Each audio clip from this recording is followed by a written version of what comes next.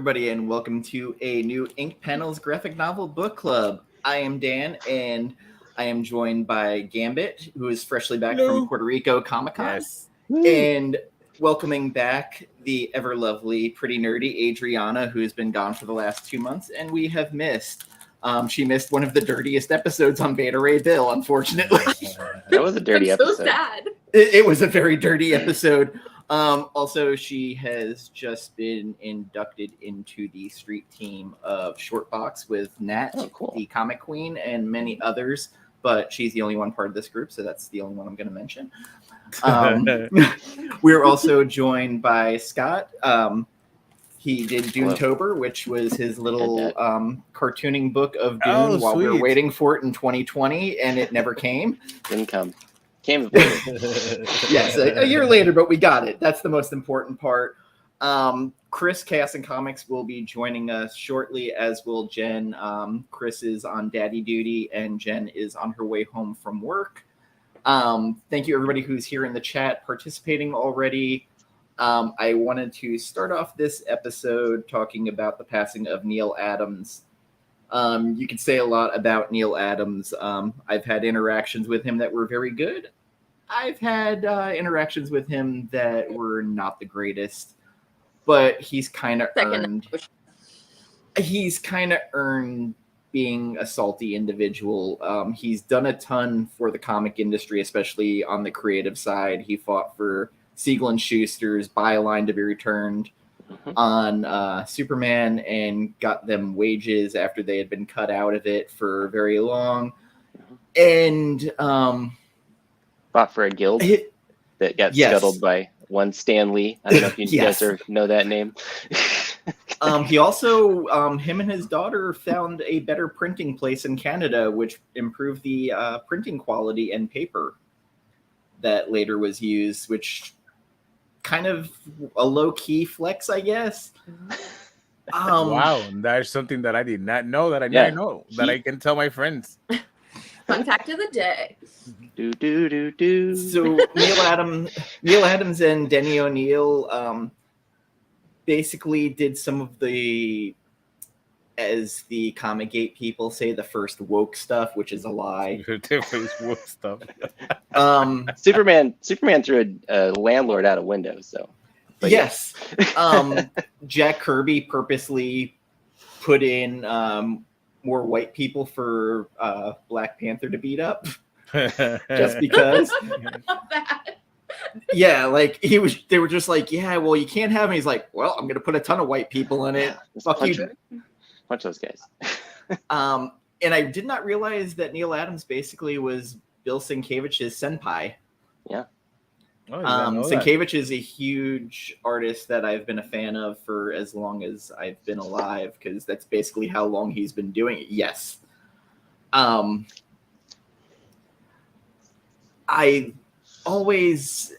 Neil Adams, his Batman revitalized it after the 60s. It was a book that was almost canceled. Denny O'Neil, as a writer, his big thing was he used to be a newspaper man. And during the Green Arrow, Green Lantern, his big thing was, if I can just get to one smart, attentive kid and have him learn what I'm talking about, I did my job. And in the Hard Traveling Heroes, there was the famous panel where an older beat-down black man talks to Green Lantern, and he goes, I hear you've done a lot of stuff for the blue skins, the orange skins, and even people on Mars, but what have you done for the black man? What have you done for the black skin? And Green Lantern's just like, I don't have an answer. And Green Arrow's like, you haven't done anything. And they went into the whole heroin culture that was going on. The plight of the Native Americans. If you can find the omnibuses or collections of it, it's definitely worth a read. And again, Neil Adams as an artist for that time was unparalleled. Yes. He gave us a shirtless, sword-wielding Batman, too, I think. With a hairy chest. There's no waxing going on there. No wax. This is what a man looks like. That's not how it was back then, you know. Ra's al Ghul, Talia al Ghul. Even Talia had chest hair. Yeah, exactly. That's the thing people don't realize. It wasn't until like the early '90s that fewer people stopped having chest hair. Right? We used When to be did that such a happen? hairy. Yeah, it's wild. I think also he's kind of a forgotten. I think a forgotten X-Men artist, because I think his X-Men run was during a time when X-Men was kind of in the toilet sales wise, but he was doing some amazing work on X-Men. It was another one where it was almost Really? being canceled. Yeah. It was coming out bi-monthly even. Yeah. Oh my God. It's yeah, crazy like to think there was ever a X-Men, time when X-Men was in the toilet sales. Right. they were printing reprints of it at points. Oh yes, Like, I remember that. That I remember. It's from 60 something all the way to 94, late 93. Yeah. And then 94 it's when it starts to come back after I think it was after the Giant Size X-Men one. yes. Like 84, I think, right? Like yeah. So if you want to learn more about Neil Adams, he did a great 5-hour interview with Kevin Smith that Kevin Smith posted today. That's amazing. I really enjoyed it. It was eye-opening. Of course, it's a lot of him puffing his own chest out, which he can do that. Like, you gotta earn it. I mean, he's not like. Thanks to Rolly Simeon for So for the 1693. Oh yeah, that's it. He's not like Rob Liefeld puff his chest out kind of thing. Right. As they always say, hiding the feet. It ain't bragging if it's true, right? So Neil Adams can. Yeah. He could. But when Rob Liefeld puffs the chest out. Yeah, well, in America from Heroes Reborn. Just making Adriana go, why am I here? Uncle Rob. I'm not allowed to badmouth Rob. You told me this. Like, really? I never told you that. Nobody said that. You can talk miles of shit. It's your show too. No. I may have said some slightly unkind things, and you guys were like, "But his podcast." And I'm like, no, his podcast is okay. Oh, what I said was that the podcast was okay. That's it. That I am one to admit that is the one thing that he does right was that was that podcast. Oh no, he's an asshole. Like for observations. Yes. Right? Yeah. Raise your hand if you have been personally victimized by Rob Liefeld. Depends on what you mean. It's even worse because my friend worked for Liefeld. Right, yeah. Huh? He used a bunch of his work without giving him credit. Isn't that what you told me? Whoa, breaking news. Jim Lee did. Oh. My friend helped create Bishop. Oh damn. Did not get a bit of credit. I'd be salty. What? I'd be a little bit salty too. He's weirdly okay with it. When the movie came out, he was less okay. I mean, yeah. But so like Neil Adams, hey, that's somebody that should be in the chat. I kind of told Scott before, I was like, I looked at it and I was like going, why couldn't it have been John Byrne? Oh my God. That's so rough. John Byrne is a giant asshole. Like, well, yes, John Byrne. Even his Twitter account is fucking horrible. Like, this is the same guy who, like, when he got Avengers, was like, "Fuck George Perez. I'm not doing all these bright colors," and changed every uniform. Oh, nice. Okay. Yeah. Oh, John. Also famous for making an effigy of Jim Shooter when he got fired and burning it in his yard during a party. Jesus. Jim Shooter made some enemies. There's some drama going on in the comic industry. Oh, there very much was. They were like literally he blew up in New Universe where Jim Shooter was born, just out of spite. He blew up Pittsburgh. God. I thought he just hated the Steelers. Nope, he hated Jim Shooter because he was born there. The next thing I wanted to talk about. Oh yeah, here we go. Here we go. News came out the other day that Frank Miller has his own imprint coming out. With Dan Didio, right, as part of it? Dan Didio, who, when he's involved, I know Gambit knows him personally to a degree. Yes. Okay, we'll be nice. I don't really have any. I have little ill will for anyone, really, so I'm very bad at hot takes. He's made some decisions in the past that were not the greatest, and I'll leave it at that. So I see Frank Miller's coming out with his imprint. I'm like, all right. And then I'm looking like, all right, Sin City prequel. We've done this to death. Probably probably buy it though. Yeah, I'm gonna be honest. Ronin sequel, not really needed. I don't think I need to see the word not gonna buy that. Slant nip ever again in my life used 120 times in a book. Weirdly, in 1985, 86, I didn't click with me reading it last year. I was just like, whoo. Yeah, things click differently when you read them when you're older, you know? Yes. You know. Puberty changes everything when it comes to comics. You know, you get older, you get, of course, things are gonna hit different. Like, oh wow, those words were there the whole time. Yeah. And that horse, I gotta harp on the horse because that's a bad horse. That horse. As someone who draws, and that's why I avoid drawing horses. Is that your Rob Liefeld feat? Is yeah. that the thing you can't get past? Yeah, but it's a whole horse.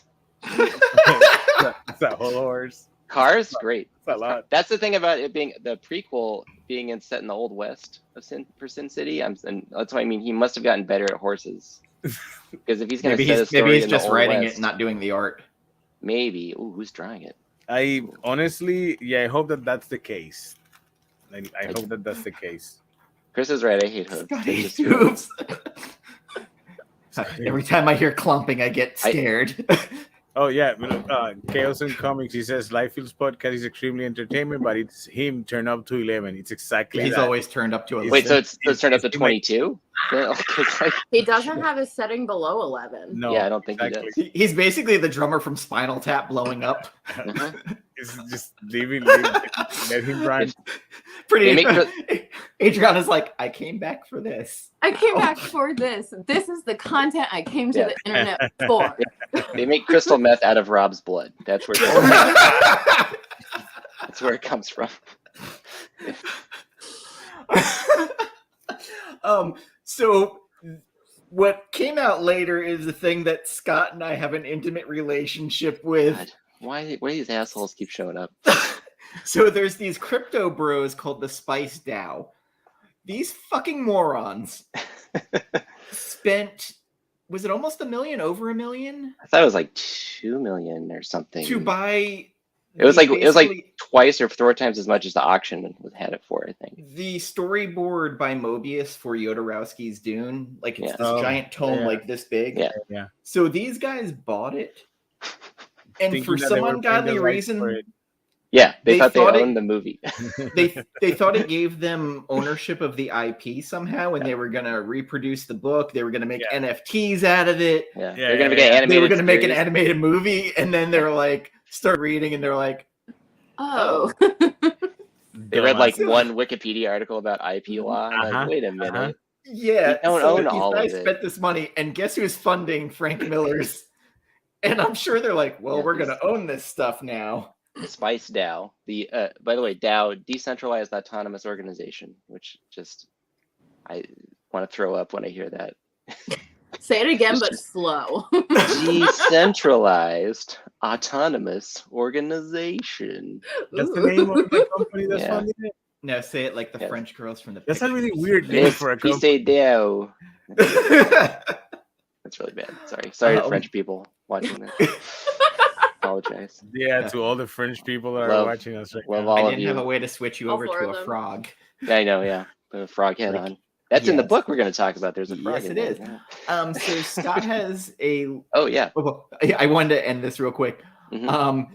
I just know this is going to be a train wreck with these Spice DAO guys going. If any of this stuff actually gets made for over a year, I will be shocked. Mm-hmm. So yes, Scott, you don't want you don't give it a year. You don't give it a year. Not with these guys involved. No. He could just like generous. Yeah. They might even just light the books on fire after they print them, and that could be how it goes down. Like we don't even know. They'll put out page by pages NFTs. Oh God, yeah, that's what they'll do. I wouldn't be fucking surprised. Oh Lord, they probably will do that. Considering that's the people that's involved, I can see why you don't give it a year. I was hopeful that it might turn into something interesting. There's another platform that's going on for creators now. Like not OpenSea? Is it not OpenSea? Is it something else? I know OpenSea is one of those. Oh, right? Substack. Rodney Barnes from Philadelphia has all his side projects on there. Scotty Young's been doing it. Scott Snyder, James Tinian, or Tinian, or however it's pronounced. Tiny onion. Tiny onion. Wow. Yeah, it helps when you have. It's from Scotty's all the time, and like he provides like a ton of free content. Like, yes. You don't need to obviously support your people and pay for it, but like he sends out the coolest stuff and free of charge. Just wants everybody to have access.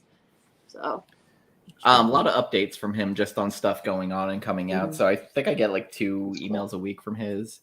Yeah.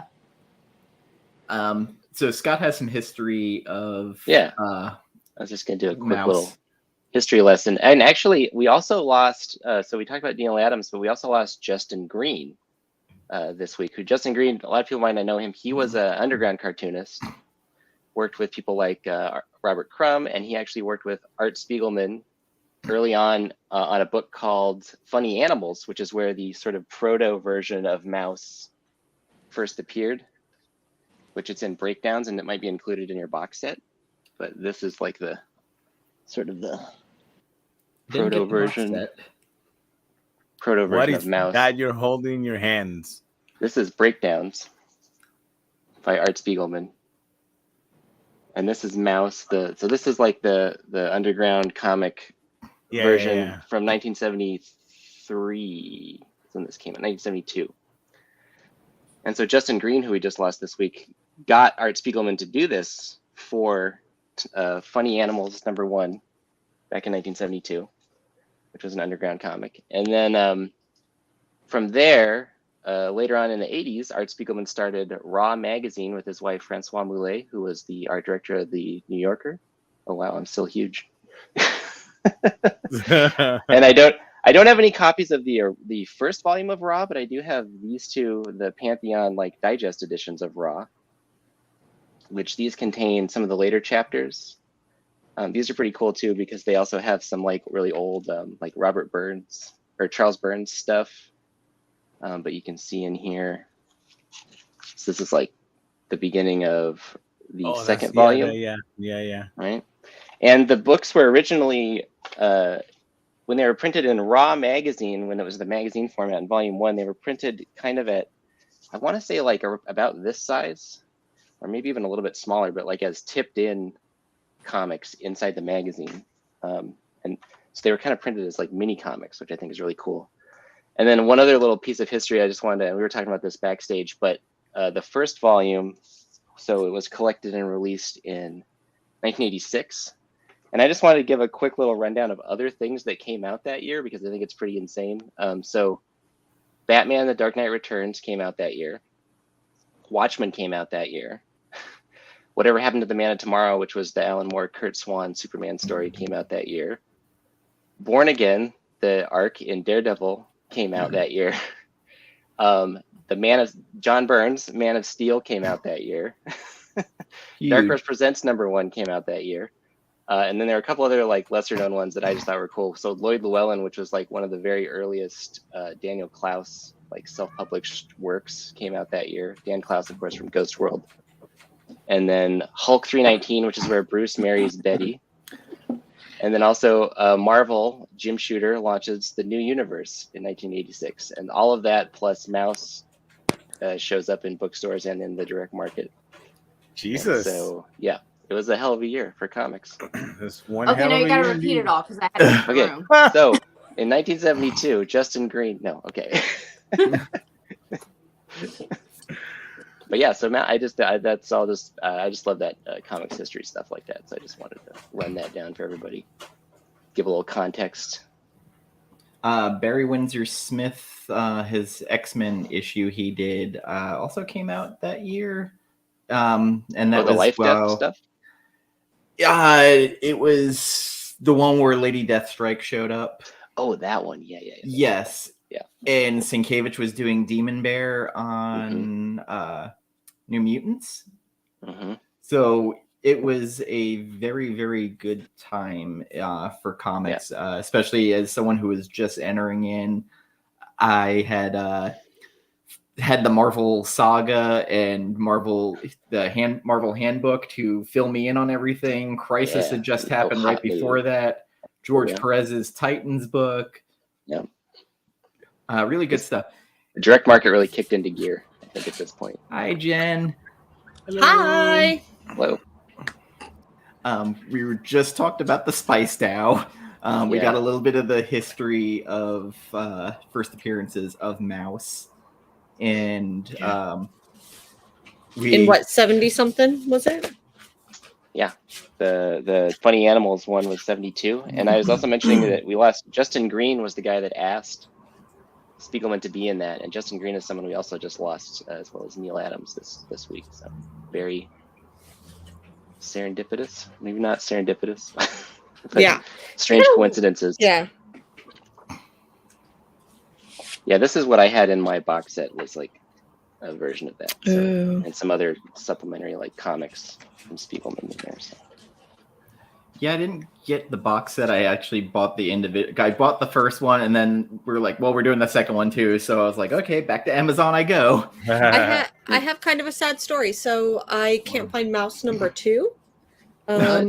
Yeah, I'll run it over real quick. Yeah, come on over. It's cool, Jen. I didn't read number 2. Reread number 2. Yeah. Either I didn't have time, so we're in the same boat. Okay. Everybody's breaking kayfabe. This isn't. Sorry. This is the episode Jen goes heel. I hated this book. No. You simps. I had this like witty intro I was gonna do. And here's Jennifer, destroyer of tacos, pizza, Trulies, patriarchies. No, Jen, I literally was telling a friend about you today how you have the biggest balls of any female like I have ever met, and you are just like a wealth of comic knowledge. How impressive you are, and I gushed about you for a while. Okay, my ego is so stroked I can leave the internet forever. You need to step back a little bit. It's taking up a lot of the camera. Yeah, just my head is getting really big. I love you. I love you. Sorry, I just have to gush on this girl really quick because I saw the snot girl pictures on your Instagram. And so, that's why I was 20 minutes late. It was because I was just gushing over your beautiful Instagram pictures.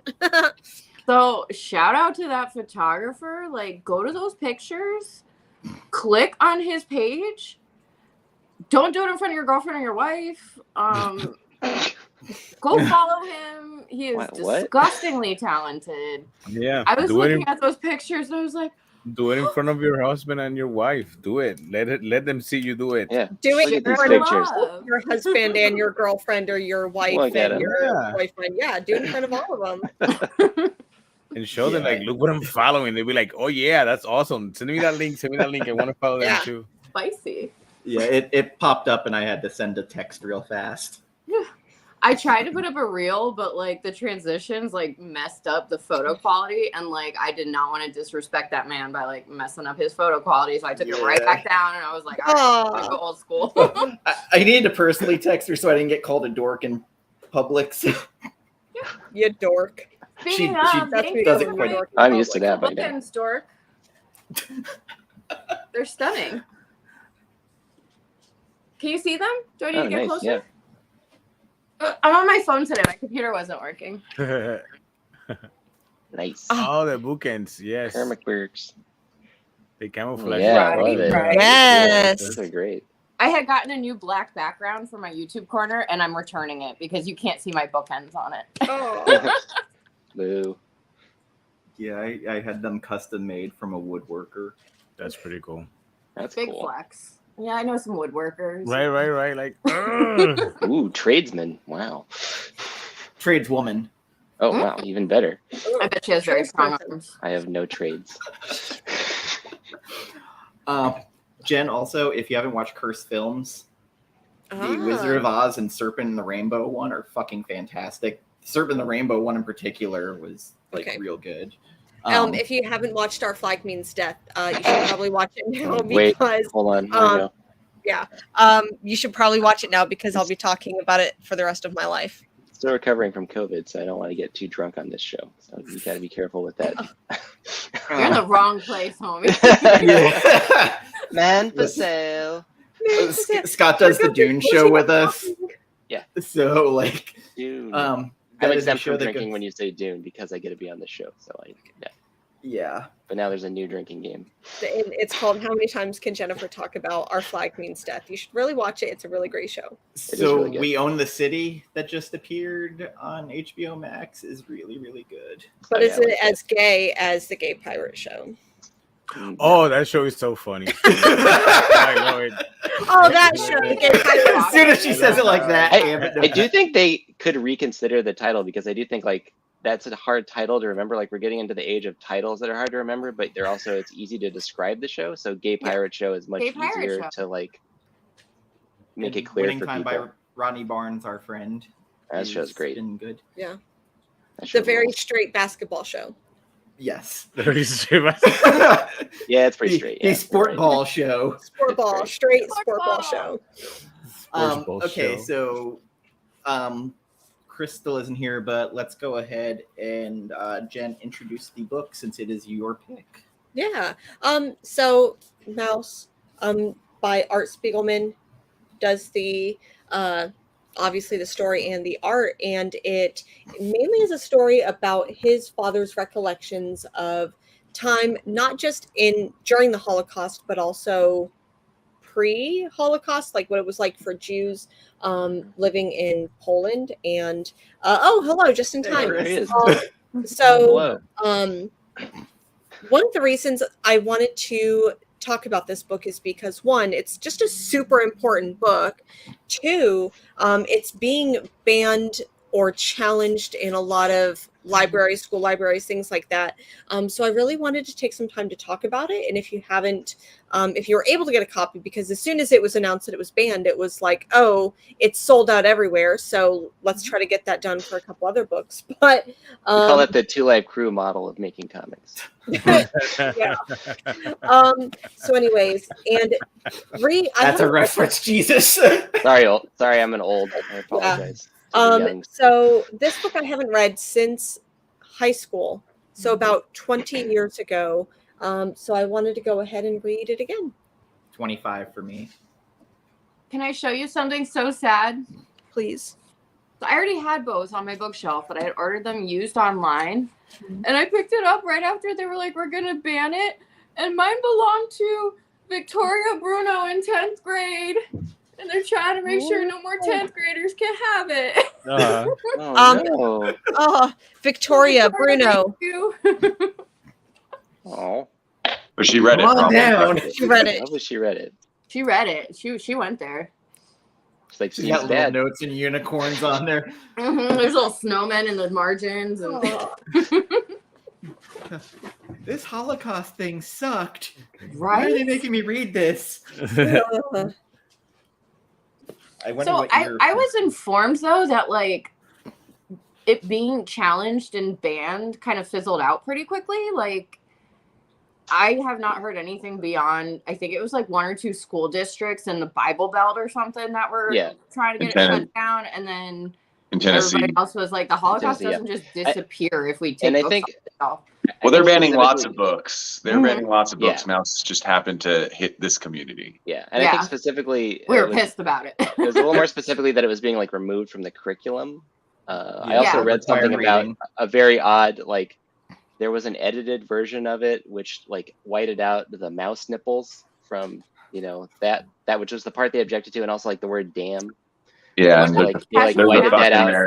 Did we so like get rid of that too? So like a censored, so like a censored version existed in the library, and they were still like, the parents were like, I don't know about this. Yeah, we shouldn't be teaching that on the What? Yeah, but actually, just to history books are edited. Yeah, I'll take this opportunity because I was on the show about genderqueer. If you want to talk about book banning, actually the most successful bannings are books about sort of LGBTQ youth. Those are really getting, and actually genderqueer is like the most I think banned book in school like banned or libraries. challenged.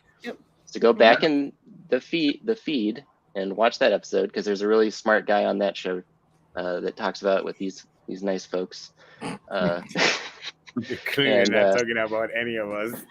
No, it's just some other guy. I don't even remember what his name was. If you want you're to all great too. I'm saying you're all great. Like we fucked up. And you kindly had this pronouns weird console. dude We on. tried though. We honestly tried. It's just we were self-correcting as well, but we had someone call us out for it, and but that's part of what's important about that book. But I don't want to go back to that. 100%. Yeah. Watch that episode, read that book. Yeah. Anyway. So my favorite pastime is to sneak, like sneaky LGBTQ plus comics into my son's Catholic school, like wins and stuff like that. Like, hey, check out this fun book library, lady, and she's like, oh sure. And doesn't look at it. I'm like, there is gay love. I'm very interested that your son's in a Catholic school now. Huh? I'm surprised your kid's in a Catholic school. Yeah, me too. They're often very good schools, is my understanding. I don't know how that happened. If it makes you feel better, I went to Christian school up until about 3rd grade. 4th grade was my first year in public school. So she showed up with a Slayer shirt, and they're like, "Get the fuck out!" Yeah, pretty much. But yeah. So if that makes you feel better, your son hopefully will turn out much better than I did. Oh no, Adriana going into kindergarten, and we used to listen to Slayer on the way to school. And he went into kindergarten, and his teacher's like, "Good morning, Milo. How you doing today?" And he goes, "Slayer." And he's like, raining emails that day. Raining blood. It happens in the Bible. Yep. Yeah. God will kill us I'm all. wearing my Iron Maiden shirts constantly at my school. I wore my Easy Bake Coven shirt to a PTO meeting. That was fun. Easy Bake. My parents were heathens, and I stayed a heathen. So Excellent. Nice. Yeah, my parents. I mean, I've said it before. My mom had me watching Texas Chainsaw Massacre when I was 5 during dinner. Salem's Lot, and then after Salem's Lot decided to fuck with me and start scratching at my outside window saying "let me in," and that totally didn't fuck me up for a long time. You are a perfectly normal human being. Yeah. Thanks. So well adjusted, Dan. Yeah. Listen, I cope as best I can.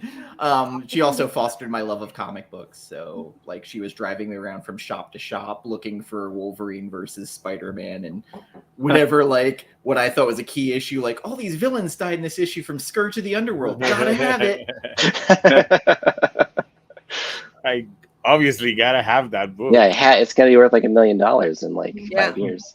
Rob Liefeld's New Mutants is coming out. You gotta take me right now, Mom. It's gonna sell out. It did actually, but yeah. There's a couple on that one though where that would work out for you. Yeah. A couple of them. Had I not gotten pissed at him at a show and sold them all for $1. Yeah, that showed him. Right. Boy, he didn't. Yeah. there's some other guy on YouTube going, I bought these for $1 from a guy that was super salty. outing in the corner. If you were at MegaCon in 1999, you got a deal. That's on the next observations. He's going to talk about that. The kids sold my comics, and I was real sad about it. It's a conspiracy. Rob Liefeld's mean to kids, and then he goes and sends scouts out to go buy the comics for people that hate him now. Mm-hmm. And then he resells them. He probably does do that. He Now, flips his own. That at a drive-in would be awesome. The only drive-in movie I ever saw was Clint Eastwood's Dirty Harry the Deadpool. We used to live at the drive-in. You couldn't take a bunch of kids to a theater. No. So we used to always go to the drive-in. That's madness. And fall asleep. It's like babysitting and you get entertainment too. Here, kid, have some candy and a soda and shut up. I'm going to make out with your mom. And then for the pandemic, the drive-in was big. We only have one here in Vegas, and the drive-in was big. I can't with you. No, Continue. Wait, you should be used to this by now. You really should. Before we get digressions, this person that called me a hoe.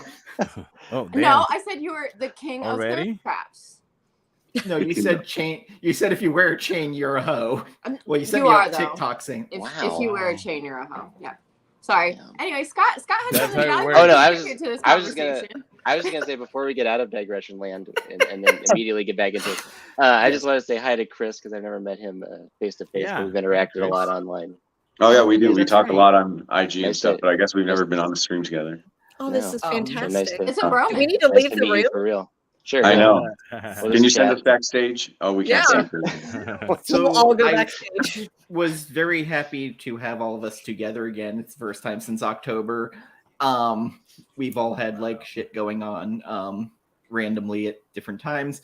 And when we decided to do this book, Chris and Scott were the first two I reached out to because basically hot takes, love of indies, Wealth of knowledge. strong opinions, wealth of knowledge. I also was like, knowledge, but yeah, we're not playing the Georgia O'Keeffe game. We're saving that for another episode. What? I totally got Georgia O'Keeffe vibes from. No, I'm just kidding. This is exactly what me and Jen showed up for, and you're telling us it's not going to happen. It's not going to happen. Oh yeah, I forgot about that Georgia O'Keeffe episode. I was in the chat. But... that was a wild thing. Yeah. I think Flower I or vagina. We'll do that as a game show on Instagram Live.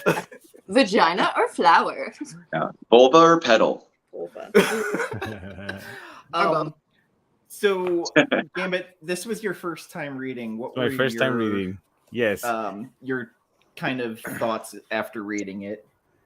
It's a really sad story, like a really sad story with a really sad, happy ending. You know, it's. I honestly, so I started reading it. I was afraid of reading it. Earlier, when I heard about it, I was younger. I didn't read this type of books. I was stupid back then, you know. So this was not the type of book that I would read. So I always put it off. And then I grew up, and that's one of the books that at some point I want to read. I know it's really good, and one of my friends said, "Yeah, you have to read it." Anyway, so I've been putting it off until like always the last minute. And I thought it was going to be heavier. Well, the first part, I thought it was going to be heavier than it was, you know. So okay, so this was nice. I could digest this, no problem. And then I reached the end of the first book when I might spoil this for some of you, but when he calls his father a murderer because he burned his mother's diary, it was like, holy shit, right. whoa, this is happening. And then the book was over, right? So it's okay, I'm going to start reading the second one. And I was just thinking like, okay, this is going to be an easy read. It was today. I read it today, that second part. And it was like, this is going to be an easy read. The first one was, nice until the end. So I have to be prepared for some heaviness, but it's not going to be that bad. And the first page that I read is it's just right into it, like bam. And it was a little bit hard to read. The second part was a little bit harder for me to digest. There's a bunch of stuff that you've read before and know. If you watch documentaries on Netflix, you probably stumble upon 25 World War II documentaries, and this is a lot of these things you already knew. I already knew because of that, but I don't know. It feels more personal. I mean, that's the whole point of the book. I mean, it's a personal story, but it was a great book. I will recommend this book. I know we're not in that part of the show yet, but it's on top 5 books ever that I'm really glad that I read it. Finally, it's an amazing book. Mm-hmm. Everyone should read it. I want to echo. It reminds me of maybe everybody doesn't feel like this about The Godfather, but it's like that where you're told your whole life this is the greatest movie, and then you watch it and you're like, oh yeah, it is really great. That's what Mouse is. You read it, you're like, oh yeah, actually it's great. Yeah, you were all right. No overhyped anything. No, exactly. It's exactly what they tell you it is. It's exactly that. You know, and that first few pages of the second chapter when he's going through all these emotions and he's him talking to the therapist and he have this conversation and like he doesn't know where to go and after publishing the first and he's feeling overwhelmed because of all the workload that he's receiving because of the success of the book and and those hit a little bit closer than I expected they were going to hit. I don't know how to explain it, man. I like I said, this is one of those books that I wish I would have read it earlier, honestly. But I think I'm the perfect mindset to read it now. Yeah. I think it was your time. Having read it years and years ago, I knew that it was really important, but I think reading it again, I understand even more the gravity of the situation. And like back then, sorry, let me put it this way. We know that like the Holocaust and concentration camps, and we think of World War I happened in the early 40s, but then I don't think it really hits you until you understand, well, the Nazis were in power for like a decade before that. And this book really echoes like some of those details of what led up to that happening. And so when you see like the discrimination against the father happen in the late 30s, like it really, like, even though I knew that, rereading this made me realize once again, like, World War II and like the shit that the Nazis were doing didn't just happen when America went to war. It was happening way before this. Yeah, we were late getting involved. Oh yeah. Yeah, there's a book called, it's a really hard read, but it's called The Painted Bird, and it is about everything out, kind of like everything in the countryside around kind of this world that's going on, and the things people, like these horrible things people face. It doesn't even really touch on the Nazis that much. By Jerzy Kosinski. Yeah, Jerzy Kosinski. Yeah. I read that. And I read that in college, and that was it's like, Jesus Christ, people are the worst. Like that was kind of like part of what you get out of it. It's just this cruelty was around and enabled, by a state at the time. And but yeah, also like I think, like Campbell, like you were saying, like this book is about all these other things too, like his relationship with his father, his relationship with his own work that he's now created. Like I like that piece of it, that it's sort of meta at the beginning of the second volume. Yes. Where it's like, I wrote all this and now I'm dealing with people having read it, but I'm still trying to write the thing. And his father is gone at that point because his father dies in 1982, right? I think so. Before the first volume was even published. But while it was being serialized in Raw. So that's kind of a... Well, his father read the first part because it says in the second part, doesn't it? Well, he read a lot of it. I mean, it wasn't released like as a one volume, but yeah, probably a lot of it was finished though. Yeah, a lot of it was finished, and he showed it to his father, which the stuff with his father is like, there's sort of comedic elements to it that are really, it's like, it helps lighten things a little bit because his father's kind of the worst. That was the first thing I noted was like when he's talking about the first girlfriend. Yeah. And he's like, no, don't put that in there. He's like, but it's human. He's like, no, you're not going to put that in there. And he totally still puts it in there. Yeah. And it's just kind of cute, like, kind of a little bit of a strained relationship, but they have like this comedic like banter where he like has some general understanding of like what he's trying to do by writing this book about him. But he's very like, this is what's important, and you're going to write this, and you're not going to talk about my ex-girlfriend, Yeah. And like, you think like, okay, his dad was probably not very truthful. Like you're only getting the story from the father. So part of me was rereading this and I was like, oh, I didn't realize like maybe was his father like fucking around with this other girl other than his mother, and like 100%. He said he looked like Rudolph Valentino. He said he was a looker. Yes. He said he was like, I was a hot dude. On the floor, And even like at one point he's like, yeah, this other girl didn't really come from money, but your mom, she came from money. And he doesn't. They called her ugly. But her personality won him over. Yeah. Well, that's why too it was so important for him to write himself writing it almost, because you could see him also struggling, like, I'm going to make, like, how do I write my father when he's, like meets some of these stereotypes and stuff. Right. Yeah. And it worked though for him to like, write himself thinking about that. And then also, I think very brave to a certain extent to really humanize his father and do the things, even what you guys are explaining, and there's a scene in part 2, which I don't think is a spoiler, where his father's basically like explicitly being racist against a black person. Oh yeah. Yeah. So coming from New York, I heard that term used a lot because of the community I lived in, and like it was shocking, like weirdly going into how the oppression of the Jews went on to hear them using those terms. But that was kind of widespread where I lived in New York, like hearing that term used. There's one part in here that I just thought was really funny, and I don't know if this is part 1 or part 2, but it's when he's talking to his dad, and he's like, part one, and he's like, don't put that in the book. And he's like, come on, Dad, it makes it more human, but they're rats.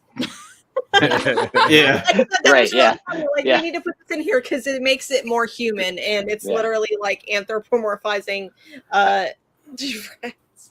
I would really encourage people to watch the documentary Comic Book Confidential, and specifically the part with Art Spiegelman talking about Raw and Mouse, so you get a sense of who Art Spiegelman was and like what he acts like, and then you read this book and you're like, because I could picture him as that character the whole time because I've watched that movie like a bajillion times, and just really his like demeanor and like wanting to just go, like, basically him and his wife just live off of cigarettes and coffee, and that's all they want to do, while his dad's like, oh, here's the special K, and we can like maybe we can reseal the box, return it to shop, right? You don't want to, like just stuff like that. I can just see it. I can just see Spiegelman having that interaction, and that's a must read or watch documentary. On what Jen said though too, I think one of the reasons I remember like being lukewarm on it in high school. Obviously, the Holocaust stuff was, very hard hitting, But in high school, you also read like Night. I didn't read the Midburn and Heiser. You read like the Diary of Anne Frank. You read a bunch of Holocaust stuff, And I always like was bothered. I also read like Animal Farm. I was always bothered by calling it symbolism to a certain. I know it's like on some layer it is, but they act like they're humans. It's just they're just drawn in a certain way. Do you know what I mean? Mm-hmm. And there is symbolism in it, obviously, because like when they wear the mask so that they look like a German, there's a layer of it, but it's not Polish. Like this. The pig face, and it's not. You know what I mean? It's not like this super deep symbolism. It's like a layer of symbolism. Well, yeah, it's like I don't know if this term was really around then, but to me, the way I read it now in like 2022 eyes was it's code switching, right? Like that's what we kind of think of, right? That there's this idea of code switching in language.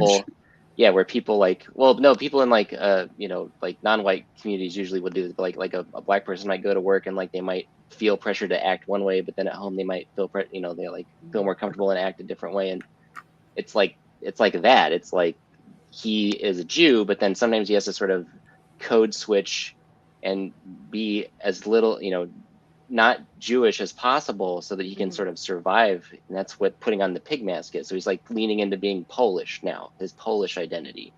Like so it's like when you have multiple identity. What's that? The interaction on the train where he kind of like downplays his Jewish heritage and is like, oh, you can relate to me, help me out. And he gets his desired outcome because he downplayed that heritage. Right. So so that's how I read it. It's code switching, where you're like, you have these different identities and it can be in conflict. And in his case, it was like a life or death thing of his identities. Yeah. There's also a funny, there's a Curb Your Enthusiasm about this, where in a comedic way, but I won't. You can watch that on your own time. where Larry takes advantage of it. After 25 years not reading this book, it hit me in a different way than I was expecting. I mean, I always knew it was a heavy book, but the generational trauma passed on from father to son, I never really noticed it that hard, where even the son's dismissal of, even after his dad's telling him how he basically survived in the camp by picking up random stuff, he's on his dad about randomly being a hoarder. Which basically saved his life. Yeah. That's something that I like that you can see how it affected him in his old age, surviving all that. And holy shit, did he went through a lot of shit. Like, wow. And this twice. Yeah, and this takes me to the there are two moments in the book where he addresses the situation for what it is, the reality of it. Like when he says that his father survived a lot, but he said there was a lot of luck involved, because when you read this dude was lucky as fuck. Like holy shit, was this dude lucky. But he also said, but he was always present, and he knew he adapted himself. He did there was a lot of luck, but he did what he had to do, you know. If someone asked if he knew how to do something, he'd be like, "Yeah, I can. Yeah, I can do it." Yeah. And he'll pick it up. And the other time that this happened is going back to when he says that he realized that he's portraying his father like his father is a caricature of himself, basically. And I like it's him saying like, yeah, I know how it looks, but bear with me, you know, keep reading. Keep reading. I wanted to say something else, but I lost my train of thought. So another thing that stuck with me, having lost a parent recently, was the difficult relationship and trying to come to terms with it through writing this book. Somewhat. And like, I had not a great relationship with my mom, and she passed 3 years ago, and this book, reading it this time, kind of hit me in a different way. And the reprint of his cartoon of him coming home to his mother dying is so fucking hard to read. And just how he depicts himself in jail and all his relatives saying he killed her. It was very hard to heavy. Yeah. And that's the one that in his what is his father's girlfriend's name? Mala. Mara. Yeah, Mala. Yeah. Because she finds it, right? She's keyed into it by somebody, and then she's like, "How could you write this thing?" And it's like, so. Yes. Which I you know, when you read it, you're like, oh yeah, like reading that as his father would be. I don't know what that would do to you. That's an intense piece of work for sure. Yes, and as Gambit was saying, like, you read book one and you're like, okay, that's not so bad, and then you go to book two and you're in the camps and the description of the Xylon gas that would come down, and how Art said, you know, he had nightmares of going into the shower at his house and being gassed from the stories, and his own neuroses, where he's basically getting an onslaught of people wanting to market mouse and him dealing with it, which was an interesting look into the creator's head of like what happens after something hits big, which I thought was an interesting take, especially with his own anxiety and neuroses and him talking to his therapist afterward. And especially over something that's so kind of gruesome, like you are becoming famous for something kind of horrible that happened. And then at that point, you know, do you think that you yourself in writing it is taking advantage of that as well, even though it was like his father's story? There's the weird undertones of the love story, how him and Anya kept finding each other too, which I thought was endearing, that, you know, this woman that he said was not very comely, but he fell in love with. And, you know, he kept following her and managed to keep finding her, managed to wheel and deal to get her moved into the same camp as him. And he was very industrious with what he was able to do with black market trading. And for real, I'm surprised about the amount of things that he managed to arrange and do, you know? Oh, totally. Lucky, resourceful. Yeah. Oh yeah. Totally, yeah. Definitely. You know what part of the second part, what a line literally gave me something like it was when he's saying, you heard about the gas, but I'm telling not rumors, but only what really I saw. For this, I was eyewitness, and then it goes on to explain about the it was that this I was an eyewitness. And when they're dismantling the building, it's like wow, it's like this dude saw this thing, saw all these things, you know, and I can't. Those buildings are still there, just in a pile. I mean, has anyone been there? I've been to Terezin. Okay, so I've been to Auschwitz and Birkenau. For the Birkenau one, where they went for the, you know, when they needed more, those buildings are just in a pile of rocks because they destroyed them. But then in the smaller Auschwitz one, they actually rebuilt the oven and the room and stuff, and you actually walk through it, and it's pretty disgusting. But yeah, in Terezin they preserved some of the, because that was there was like a propaganda that was sending people there because it would be safe, you know, was one of the things about Terezin. And so they saved a lot of that stuff that you can see, and you can see like we watch a film, one of the films that you would watch that's like, come here and be safe. And oh wow, you were not safe there. Yeah. And then just, I mean, walking around, I mean, outside they have a bunch of markers to people who died there. And that was very overwhelming just to walk around that and just to kind of like think about that. It's you can't even really fathom it. I mean, honestly, you can't really, it's not possible, but I definitely felt a lot walking around that. For us, it was so obviously the chambers, right? But also you walk into this room and it's it's behind glass, but it's just hair. It's just a room, probably, 1,000, I don't know how big it is, 200 by 200 feet of people's hair, and then products that whatever the National, Polish Museum or whatever got from Germany, that you could see as human hair. Like you could see like rugs that are frayed. It looks like human hair, and then that's what they left, right? And it's just a bunch of women's hair just scattered in that room, and that was another piece that hit me that I just never forgot. So yeah, but yeah, there's a scene in here that kind of I thought was super gruesome when he's suffering from the typhus and he's trying to get to the bathroom and he's stepping over the dead bodies. Oh yeah. That are there. Like it's bad enough if you're sick like that, but like literally you have rotting dead bodies down there that you're stepping over. Like I can't. And I at a weird part, like I'm like, at what point does his son start going, man, I owe this dude an apology for how he is, right? Like, I never really get it. Well, there.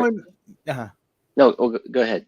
Yeah, I was saying the same thing. At some point, you go like, "Shit, Dad, I'm sorry, man. Holy shit, I'm really sorry you had to go through all that shit." And be a little bit more, hey, man, how about we sit here and we talk about something else that's not the war today. I know I want to finish this book, but.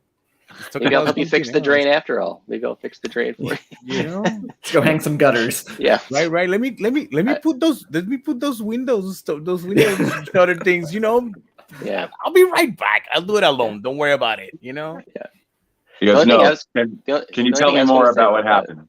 Yeah. The only thing I was going to say about that was like, I mean, I think that's a great point. But I think another thing he's struggling with is like, his dad has all these friends, including Mala, that went to the camps and they're not like him, and they survived. And I think that's something that there's a tension with, where he doesn't know how to process his dad's behavior. It's like, and I think that's also something that comes into play with the hitchhiker, where his dad acts racist. It's like, it's something that he's struggling with, is like, my dad kind of sucks, but I can't, it's maybe not just because he went through this thing. Like, he went through this thing, and also he kind of sucks, and I should respect that he has seen things I'll never even understand, and this trauma that he has. But also, like, I can't live with what I'm dealing with from him. Like, it's challenging to deal with it. And I think that tension is what's really fascinating about that part of the story. Is it's like, it's not, I don't want to excuse it, but I want to understand it, but I also can't deal with it. And it just, Can I comment on that? Yeah. Please do. So with everything you're saying right now, is like one of the major takeaways that I got from the early parts of the first book is there's a very like underlying emphasis on mental health and like how it was treated in that time.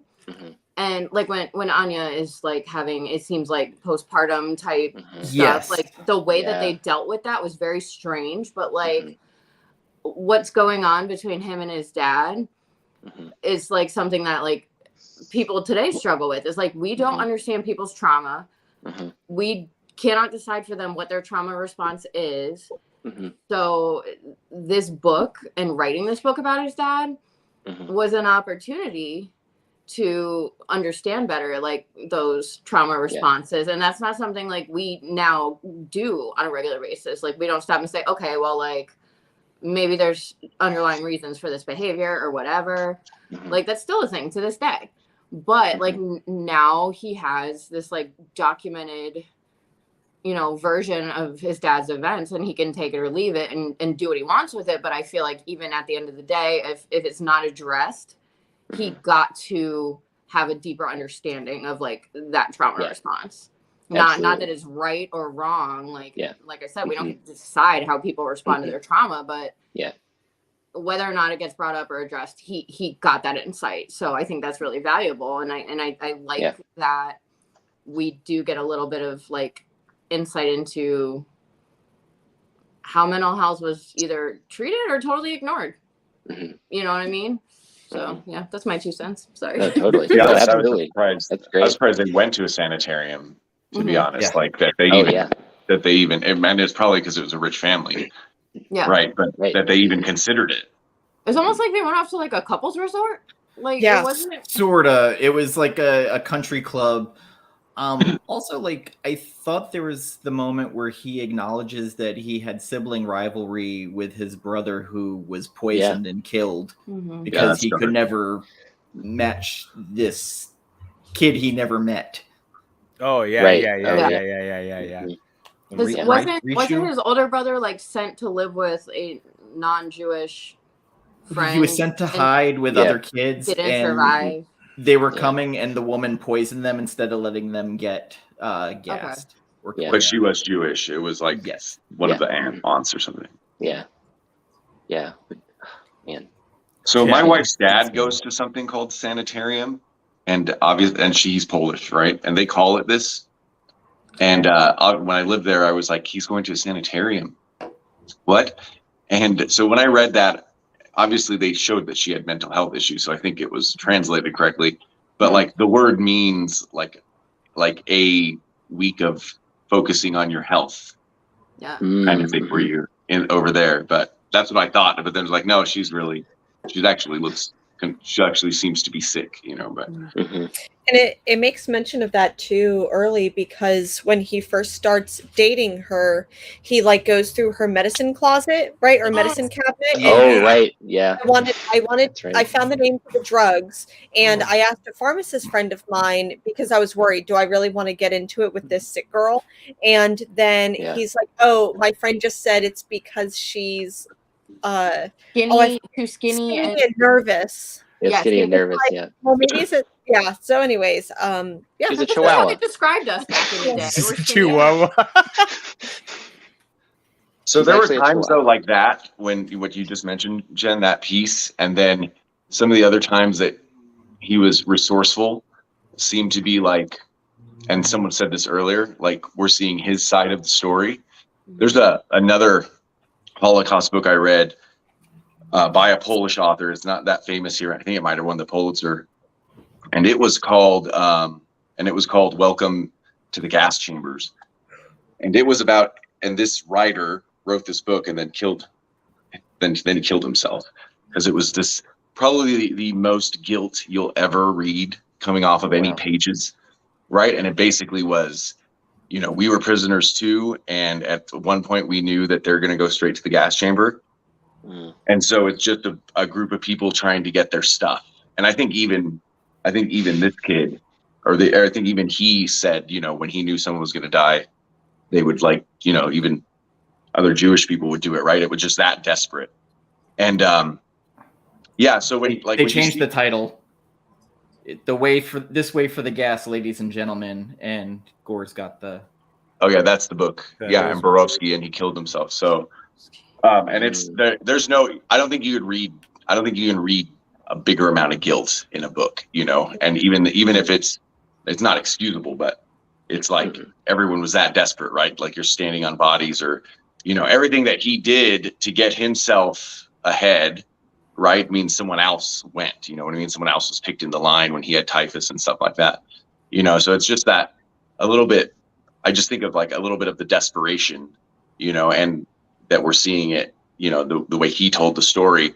But you see all these little things like, you know, he's checking Like, I would never think to do that. It's probably smart to do that, right? Or someone to do that to me too. Like, if you're dating someone, be like, you know,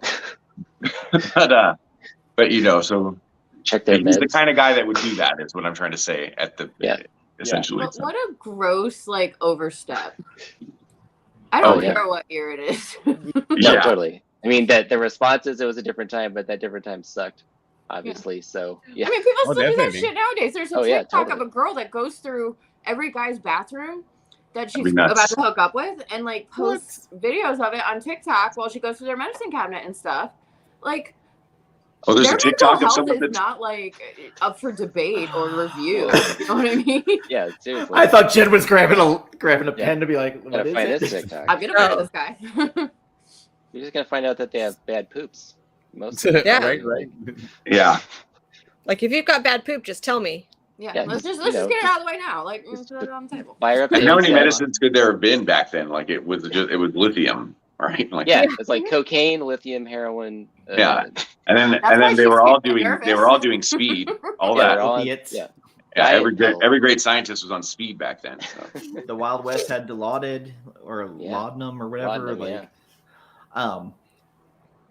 So the Polish are not depicted in a very good way, and I mean, history says like they you know, basically turn Jews over for survival, basically.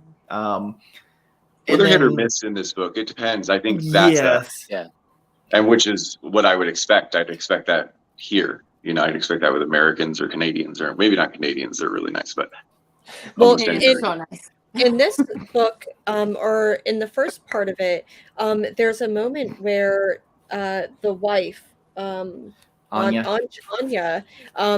she has a Polish maid or a Polish governess. The governess. Like, she was like, basically said something like, the Polish people. And then she's like, oh, sorry, not you. I'm talking, you're one of the good ones. Right. Yeah. So even there, I think that, you know, we're talking about how the father is racist, and like, how could you be racist whenever this kind of shit happened to you? But like, Anya also came from an elitist family. So there was it's like a seltzer factory, or so they had many factories. Yeah, they had many factories. Yeah, so they, at that point, it was a different kind of privilege there, even though they were Jewish. There's a different sort of privilege. Hey, Travis.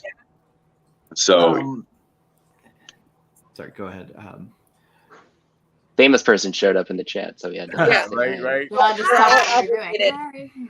Bueller, where you at? King Bueller and the bus. So Vladik, even when he was getting away, kept running into problem after problem with, you know, the Polish people. Like, you can hide out here, but boy, if they show up, I'm telling him you're back there in the pit. That was a German. That one was a German, wasn't it? Yeah, that was a German. Yeah. Oh, I thought there was the Polish woman who was like, "Oh, yeah, there was her." You're talking, yeah. I think you're right though. That the German guy was the guy who was like, "Yeah, I have a ditch in the back you can lay down in," but he's like, "You're screwed." Yeah, and I know. Then there was we're talking about the father talks about being like, he's resourceful, and that helped him escape in a couple ways, or like he got lucky. There's the one part where, a Polish train conductor, and he was like, the Polish people hate the Germans, so if I talk shit about the Germans, then I can get them on my side. So like, the Germans are after me, and he's like, okay, cool. Like,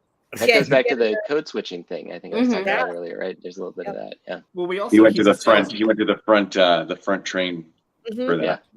Yeah. He's a salesman also, so like he knows how to kind of talk fast and grift a bit. Yeah. And it still feels like that, by the way. And like when you those countries are still they're so close together. And I guess we just think of them as Americans, we just think of them as Europe, unless we read a book like this, you know, but they're so nationalistic and remember everything that all these other countries did to them. You know, and I know Poland the best, but you go anywhere. Germany might be the exception because obviously it lost 2 wars and had to like adjust their culture, but everywhere else they're just all in competition with each other. So I was watching a documentary a couple years ago about a pretty famous Polish artist who did some really wacky like kind of sculptures, but in the like 20s and 30s. I can't think of his name. You know what I'm talking about. I know you're talking about. I don't remember his name though. Yeah, but I feel like that was a lot of it. Was that even though they faced such discrimination, they were still like really nationalistic and like very Nazi-ish. But yeah. Yeah. Well, Poland wouldn't have been like that. I mean, nationalist in the way everyone's really proud and they're all stuck really close together. But I would say every country is like that. Has some form of that. In Europe, yeah. And they all have a reason why this war didn't win, or that, you know what I mean? They all have like their reasonings like that. But Poland was this in the 20s? This person, this artist? 20s and 30s, I believe, or maybe 30s and 40s, I believe. Because the 20s would have been when Poland was back, like they weren't even on the map prior to World War I, right? Yeah. So, do you have the artist name? Zukalski, maybe Stanislav Zukalski. I think Stanislav. Yep, that's him. Yeah. Stanislav. Isn't there like a documentary about him on Netflix? It's like super weird. This dude found this weird artist, talented, crazy artist. Yeah. Yes. That's the one. I know. I gotta go watch that. It's mind blowing. It's like, who is this guy? You know, lived in 93. Yeah, from 1893 to 1987. Yeah, but there's some shit. I might be mistaken, but I think there's certain things, certain aspects of his life that are a little bit like, damn, we were doing so good, and then you had to say that. You know? Oh yeah. I don't remember, and I might be mistaken. I might be, making shit up in my head. I don't know who said what to summon Satan over at Dan's house, but it's not my cat. Whose cat is that? No, it's my cat. It's my cat. I am so sorry. No, it's Alice. I don't know what's wrong with her. She never does that, but today she's just like super chatty for some reason. Super needy. Wow. I heard the meow and then Dan started laughing and I was like, oh, Satan's awake. Because I knew you were gonna say it was my cat. Did she read the book too? Did she have some thoughts? Yeah. So I got weird. My cat was sitting there staring at me while I was reading it, and I literally was like, "Oh my god!" Like maybe Adriana was right. He is Satan. Alistair was, sitting with me when I was reading it, which so is maybe why she I has sent your bookends in a cat litter box. Yeah, my bookends showed up in a cat litter box, and before I saw the tag on the top, I was like, "This came from Dan's house." Your Germans came from Dan's house. Probably as a cat, using the mouse metaphor is hard for her to like separate from existing. Yeah, I felt a little weird. Like I turned around, he's just on the other end of the couch, just staring at me while I'm reading. I was like, he knows. Your cats are annoyed. They're depicted as Nazis in this. Yeah, like the cat's just like it's just doing that the cat meme that like. Yeah. The cat's like, but I'm one of the good ones. Better Not all cats. Not all cats. Well, the Americans were dogs, big floppy-eared dogs. Wow. Yeah. But somehow it fit. When you saw them, you were like, oh yeah, those are Americans. Like, yeah. You see them and you see them in uniform. Immediately you recognize them. Oh, that's what I think of. How about actually drawing the French as frogs? That was a little messed up. It's okay because his wife is French. It's okay because Francois is French. He gets away. Well, when he's talking to his wife, he goes, "I don't know if I should make you a frog." She's like, "Well, make me a mouse. I converted because of Vladek." Yeah, right. He had the idea of like, we'll have a wedding where I'm marrying a frog, and then at the end of the wedding, you put on a mouse mask because you converted. Yeah, I thought you that wrap it on. Yeah. I thought at first that was what are you doing? I'm trying to figure out how to draw you, and it starts really nice, and then suddenly it turns into that. Well, you should have married that girl that you were seeing. Yeah, you're a frog. I only married her to get over my thing about because she was a typical New York Jew, is what he said, and I was just like, what the fuck? It's like it reminded me too much of my family. I needed to get over that. That's another thing. Going back to like Vladek kind of being the worst. Like I think Art might be the worst too, a little bit. Just again, seeing some interviews with that guy. I mean, he's whatever. No, none of us are perfect, but he's probably got some work. I mean, but after reading that, I can only imagine what was living with this old man. Because we only got like this part, and by the end we were like, oh my god, I'm so tired of this dude. Oh yeah. But the sanitarium and your mother kills herself. Like, all he had was obviously he has issues that he needed to resolve. I hope that this book helped him get some of that out. Men will literally draw an autobiographical book instead of going to therapy. Much of underground and alternative comics are born out of that. This is true. Hey, it works. Why break it?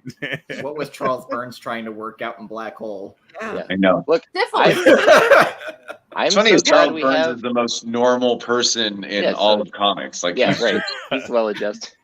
Yeah, he's just a normal guy. What is it about me? Like, that was my first book when I started getting into comics. What was? Black Hole? Black Hole. Oh. Wait, that was your first comic book? Wow. That's what I started on. You started on the top.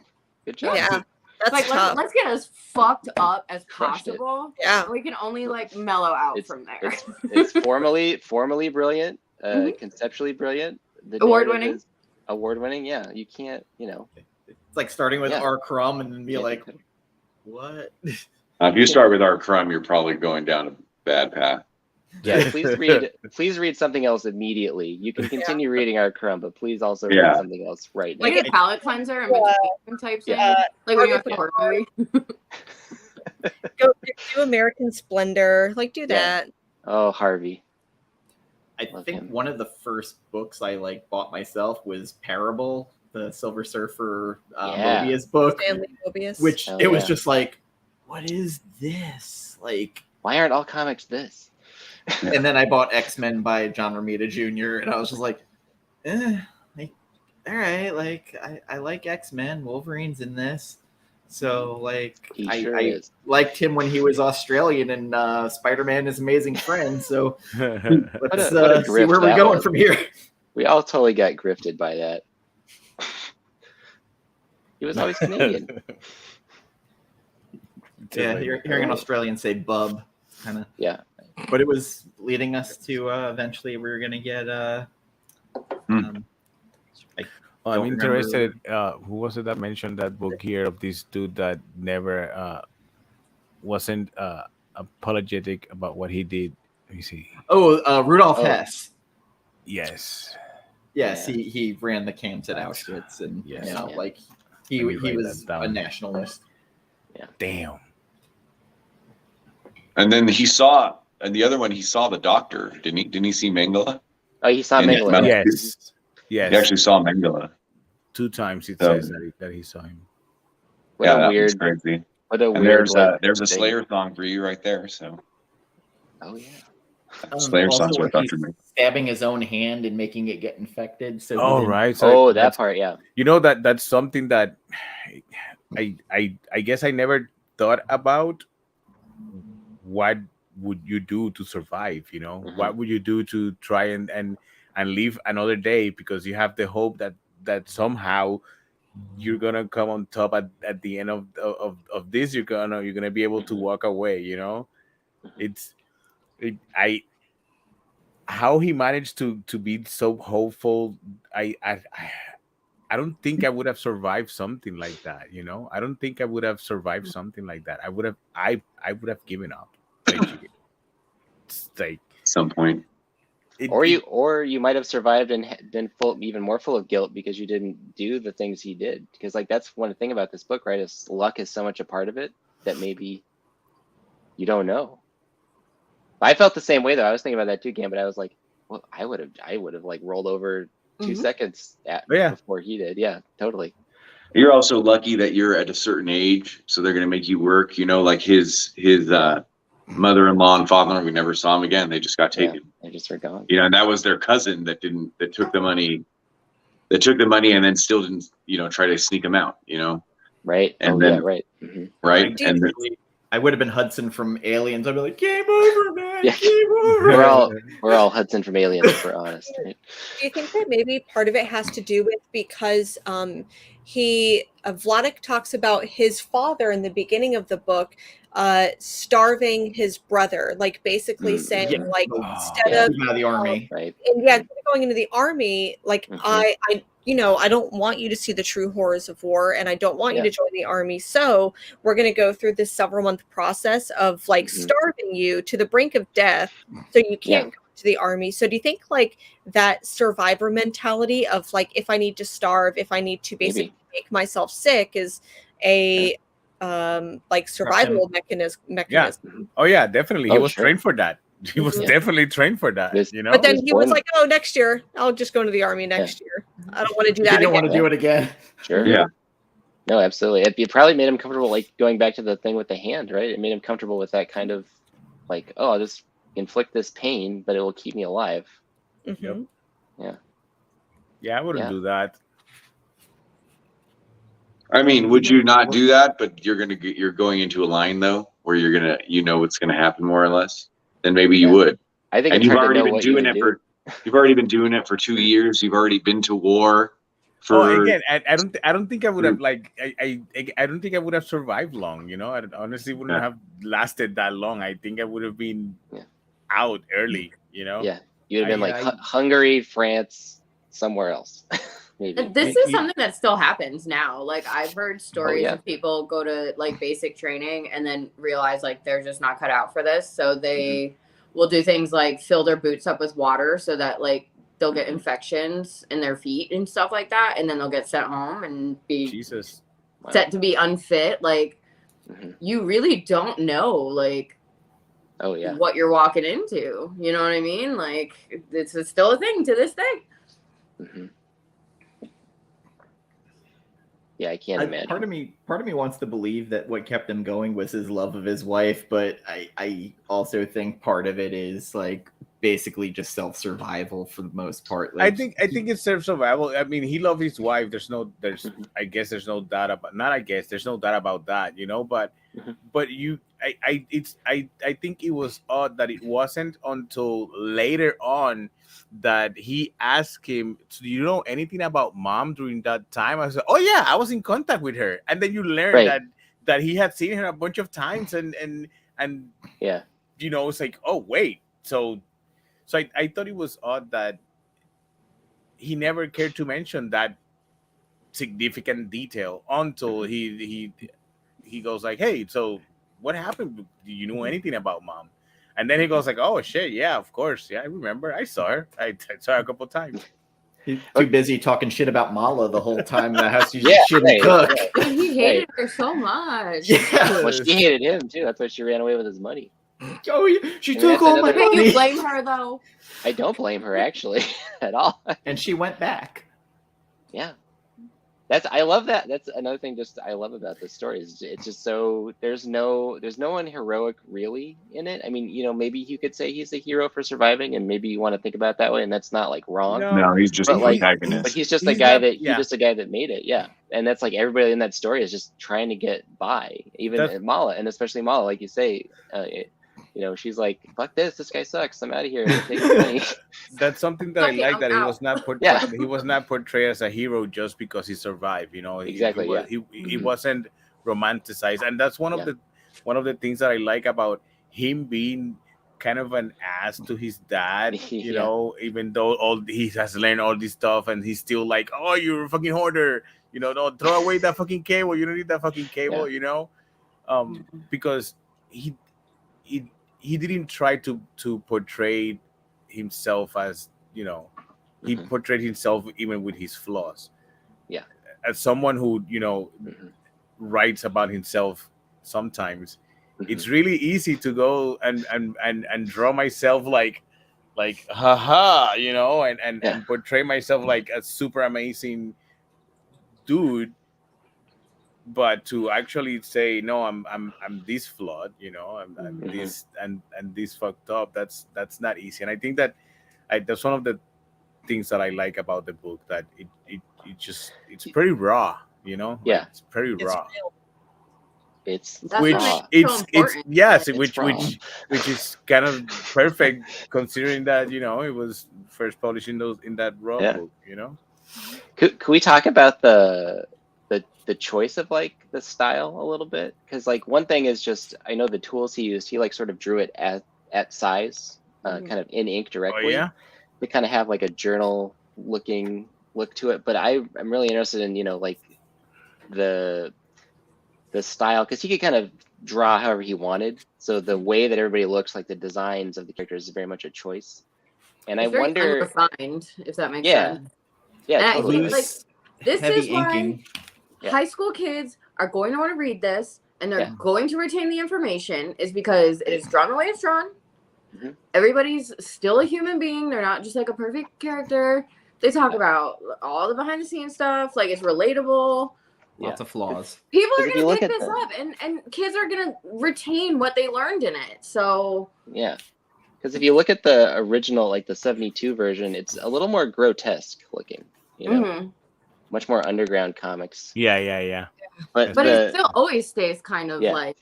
like Yeah. that form, but a little slightly more refined. I don't know. Yeah, no, I think you're right. I think, like you're saying, it's more refined. It's like very clear. It's very iconic. And so, you can kind of like, but I think also if you take a little bit of the grotesque out, like it's still communicated to you. Yeah. Like when you're talking about he's walking over the bodies, but it doesn't like push you away so much that it's just like overwhelming. Maybe I thought a lot about like how it looks. I think is important to how you kind of take it in, and he just really hit a perfect balance there. I think there are definitely scenes that are very grotesque, but I like that the art for large chunk of it is pretty loose, and you can tell probably didn't take a ton of time. Maybe inking it probably took longer than actually doing the layouts.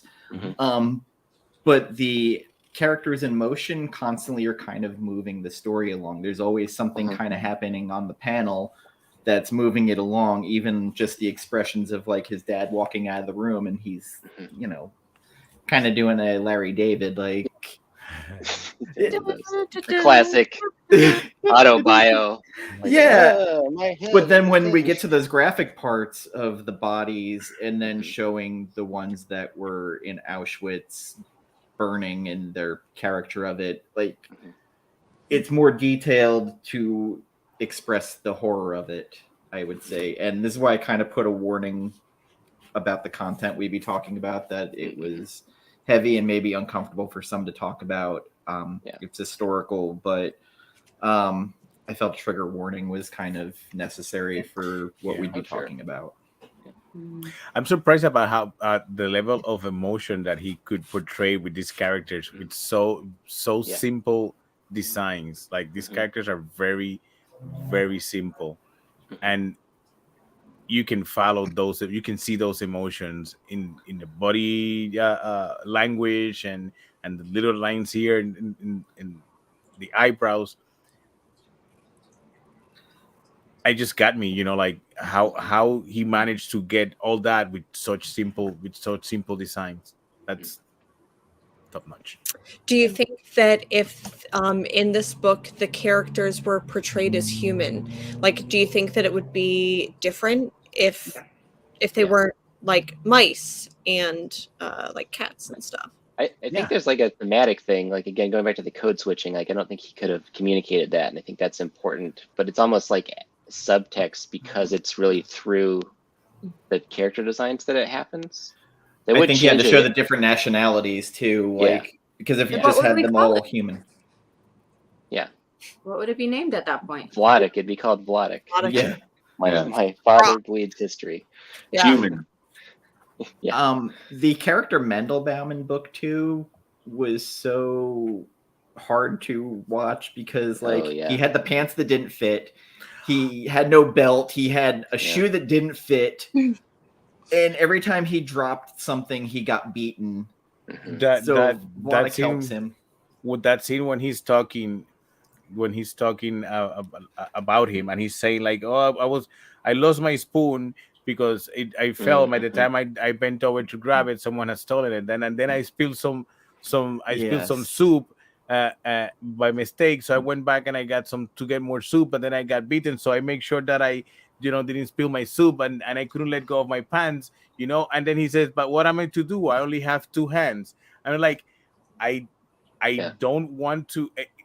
It feels like if you put that whole scene in a Mr. Bean sketch and you put a laugh track, you will laugh at it. And I'm like, I feel so uncomfortable because I don't know if it was made that way to sound funny or is it I mean, they were wearing wooden shoes. He had one that fit, one that was too large that kept falling off. So he was holding up with one hand his pants, like. Mm-hmm. I think was the line when he said, "What am I to do? I only have two hands." Like, yeah, you're like, yeah. I think it's meant to heighten that. They're trying to make them look ridiculous, and it's because of what you're describing, where you have that tension, and it's like if you go one way or the other with it, it contributes to dehumanizing them, and you don't want to participate in that, right? So that's why you're fighting, laughing at them, right? I know, I totally know what you mean, because there's like definitely comedic things in this that maybe even happen unintentionally, but they just make you uncomfortable, and that's probably good. Like that's part of what they should do, is just make you uncomfortable. And it's what the Nazis did to kind of dehumanize them, is basically not care about them, like exactly. Mm-hmm.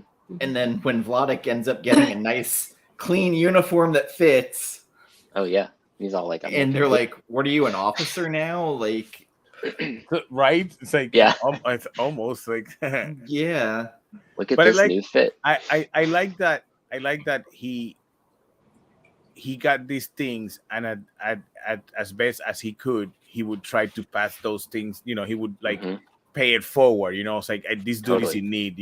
He got him a belt. And when he got him a belt, and he said, "I got him a belt," and he cried, and they showed that drawing, and he's like trying to hug him, like, and I cried with him, like, oh man, and I'm about to cry too. Because that the belt is symbolic, and that the belt it's more than just a belt that makes your pants fit. It's 1,000 other things that y'all are crying about.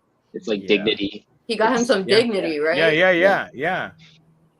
The spoon also. He got him a spoon. Yeah. Oh, and he got him a spoon. Like, I think that's something else, going back to like how Vladek is depicted. You can tell even when he's being very annoying to Art, it's like he wants him to maybe be a better person. Like he wants Art to be better. He wants Art to be safe. He wants him to be like with him, which is all very like nice things. But I'm not that far removed from being like a mid-20s, or I close to 40 now, but being like, my parents are so annoying me right now, and I just want to go smoke cigarettes and drink coffee and like make art.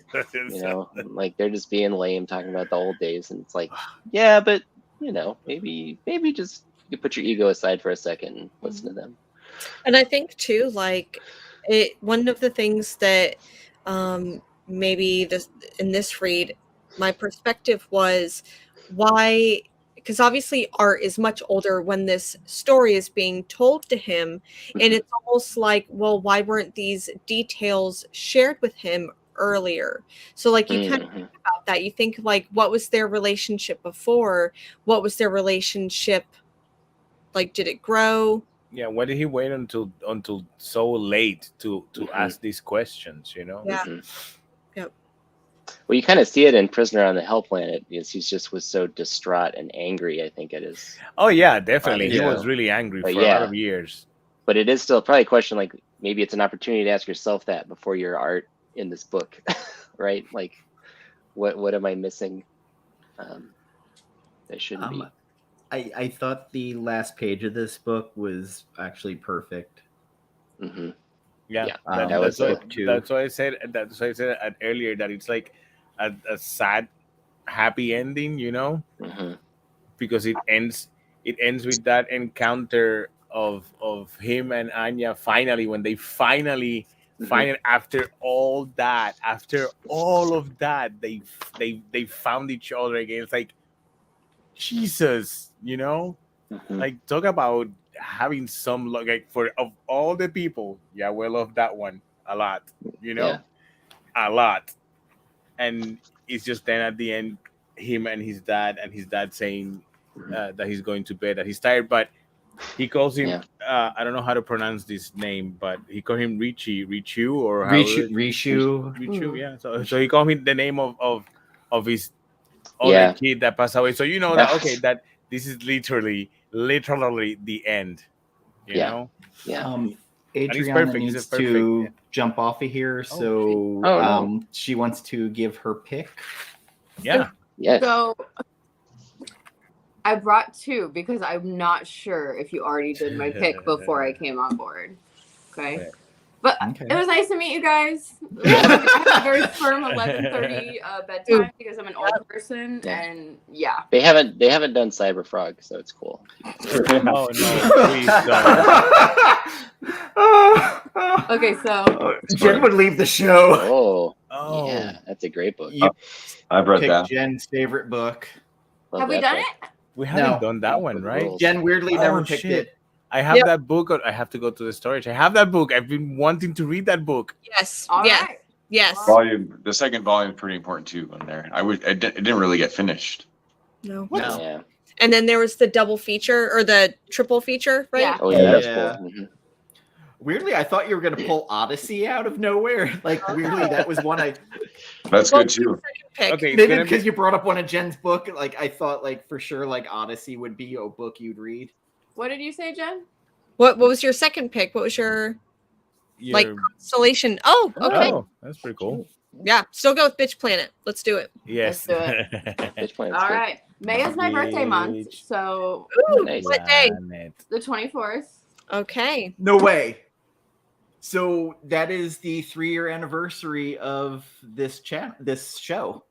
Oh, I started May 24th, 3 Let's years have a ago. party. Da, da, da, da. It's been 3 years already. Yes, it's Yeah, been 3 years. we've added Awesome. we added Jen 1 year, and we added Jen the end of year 1, and we added Adriana near the end of year 2. Year 2, and it's gonna It be was year like 3. 5 months ago, I think. Yeah, Okay. and there's the really cringy episodes we did in the beginning when I was calling out somebody's ex-husband I'd like to forget about. Well, It's not. It's not. I was a dick. I literally was a fucking dick. And then there's the episodes with my breakdown midway through around I don't know, Black Hammer. Oh my God! Forgot we did the Black Hammer episode. Yeah, we also said we were gonna go back and finish that series. We sure fucking haven't. Wow, 15 books later. 15. Yeah. No, it's like All right. Well, I 5 love all you trades now. beautiful people. I will Nice talk to to meet you you. soon. Hi. Nice It was to meet great you. having you Bye. back. Bye. Bye.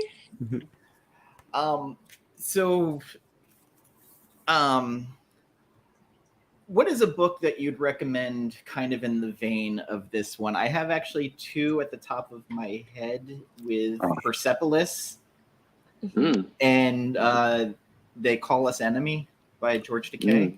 I forget who the artist was on it. But those are 2 at the top of my list of like personal kind of journeys. I honestly don't know what to recommend that's in the same vein as this. Honestly, yeah. If you're looking for a memoir, something that will soon be very, I think maybe more people get eyes on it because they're adapting it. But American Born Chinese is sort of another one where it's also it's similar in that I think it's about identity and kind of dealing with identity. It's definitely a different approach than Mouse.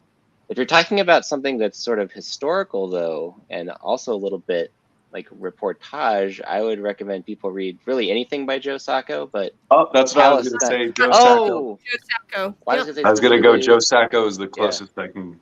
Paying the Specifically, land. Palestine was what I was going to go with. But yeah. Well, Joe I don't have Sacco to talk anymore. Thanks, Scott. Bye. Doppelganger. See, I knew this would work out great. I could tell. Your Star Wars takes are a little. I don't know about those, but that's fine. I'm sure I also have bad takes, so it's fine. You know, we all. Yeah. I mean, my Star Wars takes are intelligent and not influenced by anyone else. It's a different show. There's one good book in Star Wars right now. I haven't read. Comics aren't real for me. Those don't exist. Oh, well, it's only the movies are real, and not even all the movies. Yeah, the movies are the worst part of Star Wars. That's for sure. My god! Let's do a different. Movies are the worst let's part. do this show. I do want to do this show now. All that matters is Ahsoka. Maybe I should do this show. All that matters is Ahsoka. Well, I do love Ahsoka. Okay, you got me back. We're good. Love Ahsoka. Let's talk about Dune. Since the actual Star Wars prequel. John has attacked Jen like twice this year now. Yeah, John. See he attacked me twice today, or at least last week. Yeah. Well, he's like, "What's the third strike?" I was like, "Say anything about Greg Rucka and J.H. Williams' Batwoman, and you'll be dead." Yeah. Stab you with a pencil. Oh yeah. Yeah, lead poisoning. John watched Dune like at home, right? Also, no, like, him and his wife went to the theater, and he was like, "I was bored." I was like, "Yeah, it's like a 3-hour prequel." What about when the real stuff happens afterwards? Yeah. Well, what about when the soundtrack kicked you in the teeth? I could tell that when I was watching it. I haven't read Dune, and I could tell that when I was watching it, and I'm like, I get if people didn't like this, but I enjoyed it. But I feel like what's gonna matter is the trilogy or the quadrilogy, whatever it happens as a whole. Yeah, it's the whole thing. Not they just won't see the truth in the art till we see chair dogs. Yeah. Chair dogs. We've done about 40 hours worth of content, at least, for the Dune over. On just Dune. Yeah. Yeah, that's just the first chapter of the first book. Yeah. The season 2 we did for Dune Messiah, the first episode has gone over 1,500 views now, and I don't know how to come to grips with it because is that where we debuted? When Jen and I started Larry David, is that where we debuted Larry David Stilgar? I believe so. Later, okay, that might be part of it. But Jen and I literally were like, "We're just doing this because we like Dune and to hang out with our friends. This is going to be a failure, and no one's going to watch it." That's why it's a success. That's why it's so successful. Yeah. Just wait until we do our Dune live production or live read through. Well, God Emperor, I need to have Sid make a commitment to be back for the whole season because she hates that book where it's complicated for her. Yeah, she texted me the other day. She's like, "Hey, I saw that unboxing video of those bookends." She's like, "That's so fucking adorable. It gave me diabetes." And that's the last I heard from her. I was like, that's awesome. Wow. Okay. Well, thank you for stopping in. I miss Sid. She's very busy with her job now and her that's great. Domesticated lifestyle. Jobs are in everything. They do. Pretty much. The worst.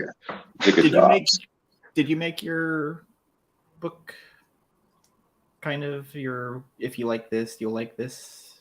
Who? Jen? Me? Oh, Jen. Oh, me? I would definitely say Persepolis. I would also say Joe Sacco, even though the only book that I have read is Palestine, so I can't speak necessarily to Paying the Land, but They Called Us Enemy. I would probably say all those books that you would recommend, those would be the ones I would recommend. I wish I had more thoughtful picks, but those were like literally all the best ones.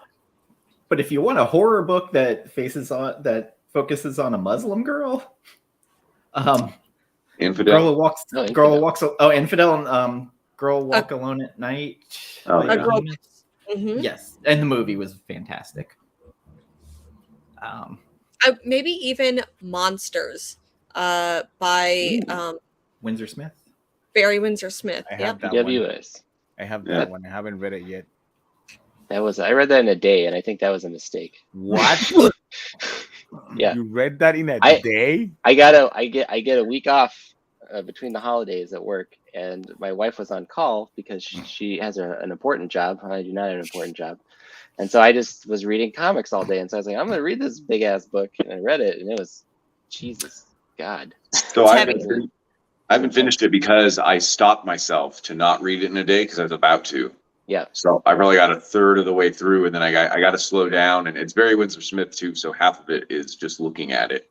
Oh yeah, exactly. And just getting lost. Every crosshatch. And I never hardcover Weapon X with the bigger versions of his art. That's fantastic. I would call that light. I would call that light reading compared to the Monsters.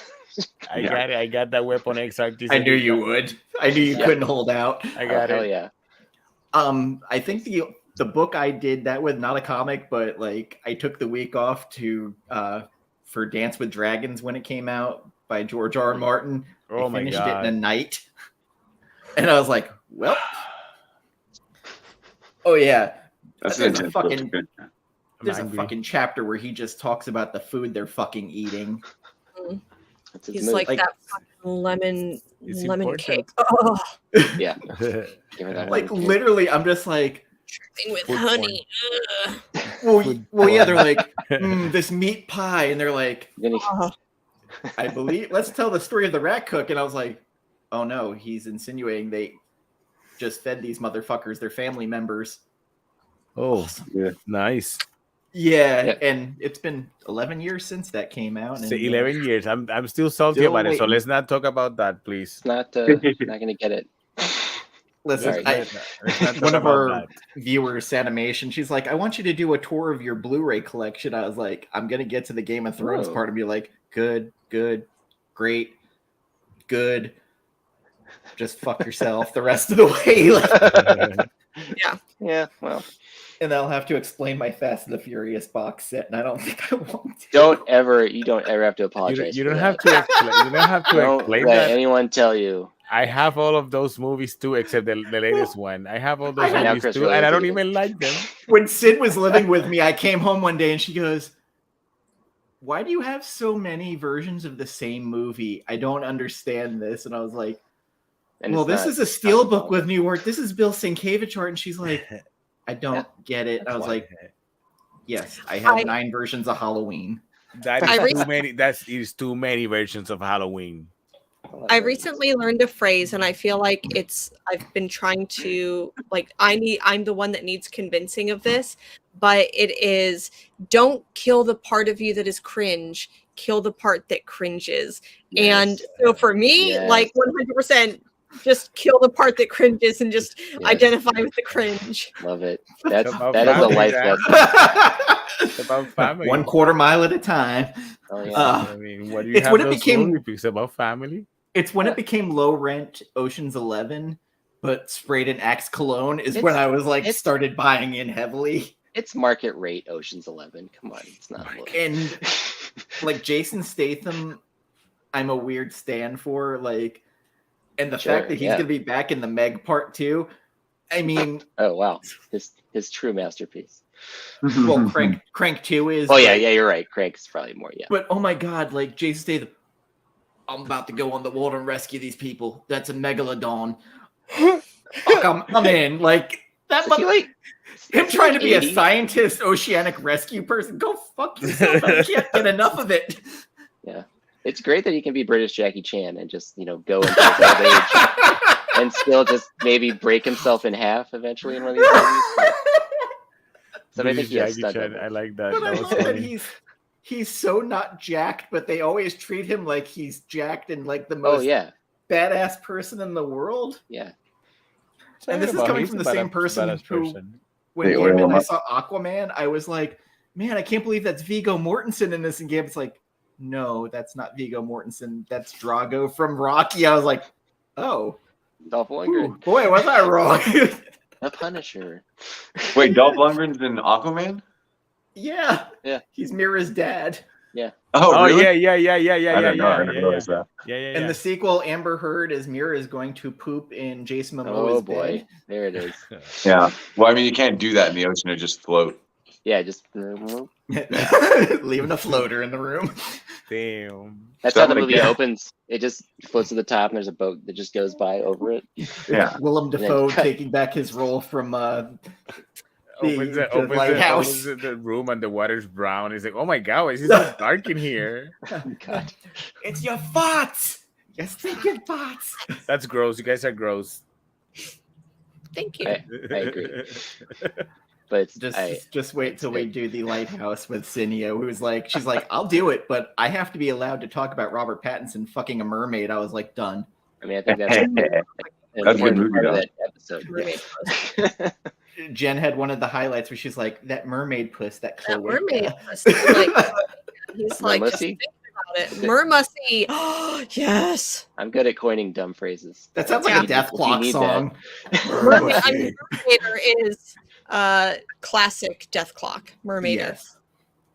Totally. So I'd say like this book is a high 9 for me. I don't know if I'd call it a 10. I'm trying. Yeah, we're talking about this serious book now. Yes. Book 2 for me was better than book 1.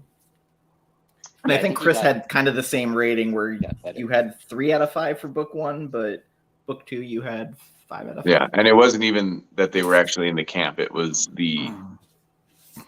all the humanizing stuff, the outside that we've talked about a lot. So I'm happy we did. I thought we were gonna just talk about, and we did, and it's fine. But we were just gonna talk about, genocide and stuff like that. So I think book 2 really lived up to, like, really was a great comic because of, because it was Art Spiegelman was part of it, you know what I mean? And his dad in the present was part of it. So a little bit more than in book 1. Yeah, very much so. And again, like it was him dealing with, I think, trying to understand his dad more of where the trauma comes from. And even though still he doesn't get his dad, like he's still like yelling at him for hoarding, but that's how the dude lived. Returning, that's how he survived. I don't know. I get mad at my wife when she tries to return stuff and I'm there. So that was like, that's a real thing. You're like, I relate to that a lot. But then that one time where he went in and he got like the deal after like talking to that guy. No, it worked. He's yelling at him now. Yeah. Listen, that part I just thought of my wife. Like, so because in Poland you can't really return stuff, or like you'd really have to work at it. And when Europeans come here, they're like, you could return stuff so easy here. Like what? And they just do it nonstop. So. And that store shop, right, that they were returning stuff, there used to be one by my house in New York when I lived there, so like it brought up a little bit of nostalgia. It was a shithole, and it probably still is if it still exists.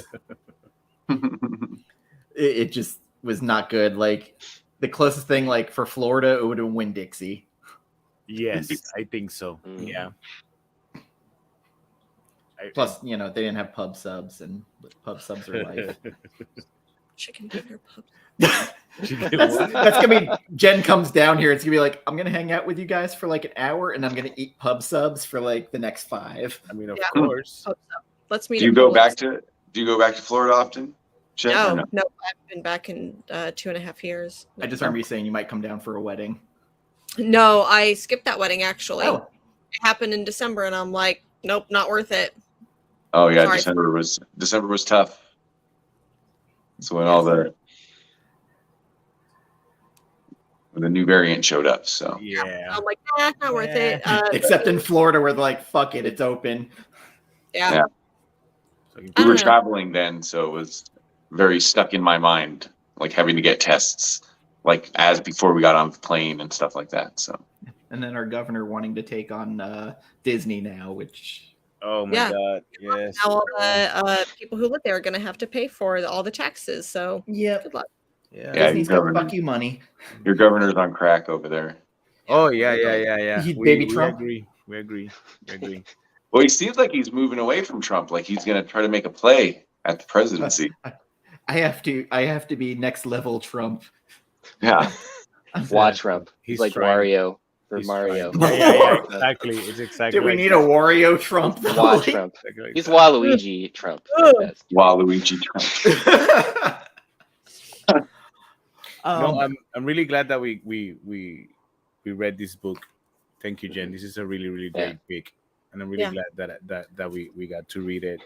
And I would say I don't see it as 2 separate books. Honestly, I was surprised that it was 2 separate books. I thought when I ordered, I thought I was ordering like a complete edition or some shit like that. It was just one book. I didn't even know it was 2 books. I thought it was just one. Yeah. And then I was like, oh shit, there's a second one. So, but still, for me, it feels like it's just one book. I just got an intermission, to take a break. Totally. It was smart it was smart because when you start that second part hits heavy. It hits heavy, and reading all that in one go would have been heavier than I wanted to, but it's in my top 5 of books that I will ever recommend, so I'm really happy that I got to read it. Thank you, Jen. Yeah, same. I actually, when I was reading it, I think I definitely have read the first volume, but when I was reading the second volume, I was like, wait a minute, have I not read the second volume of this? I hadn't read the second volume. I only read the first also in high school. Yeah, so I think I was like, oh shit, well, glad I'm correcting this right now. Yeah. Right?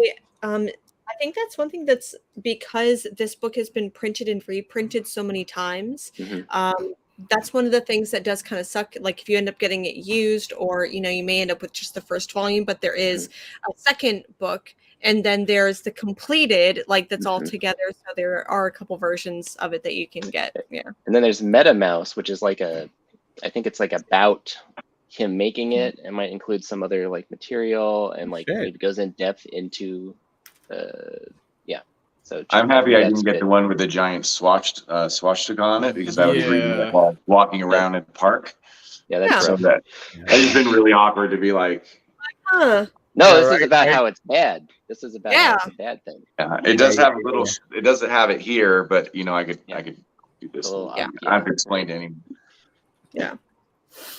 So we're doing Bitch Planet next month, and Bitch Planet next month. It'll be the 3-year anniversary, and coming soon. There'll be a group chat soon, setting up the dates to do the Saga of the Swamp Thing read through with No Good Comics and yes, Moonlit Comics.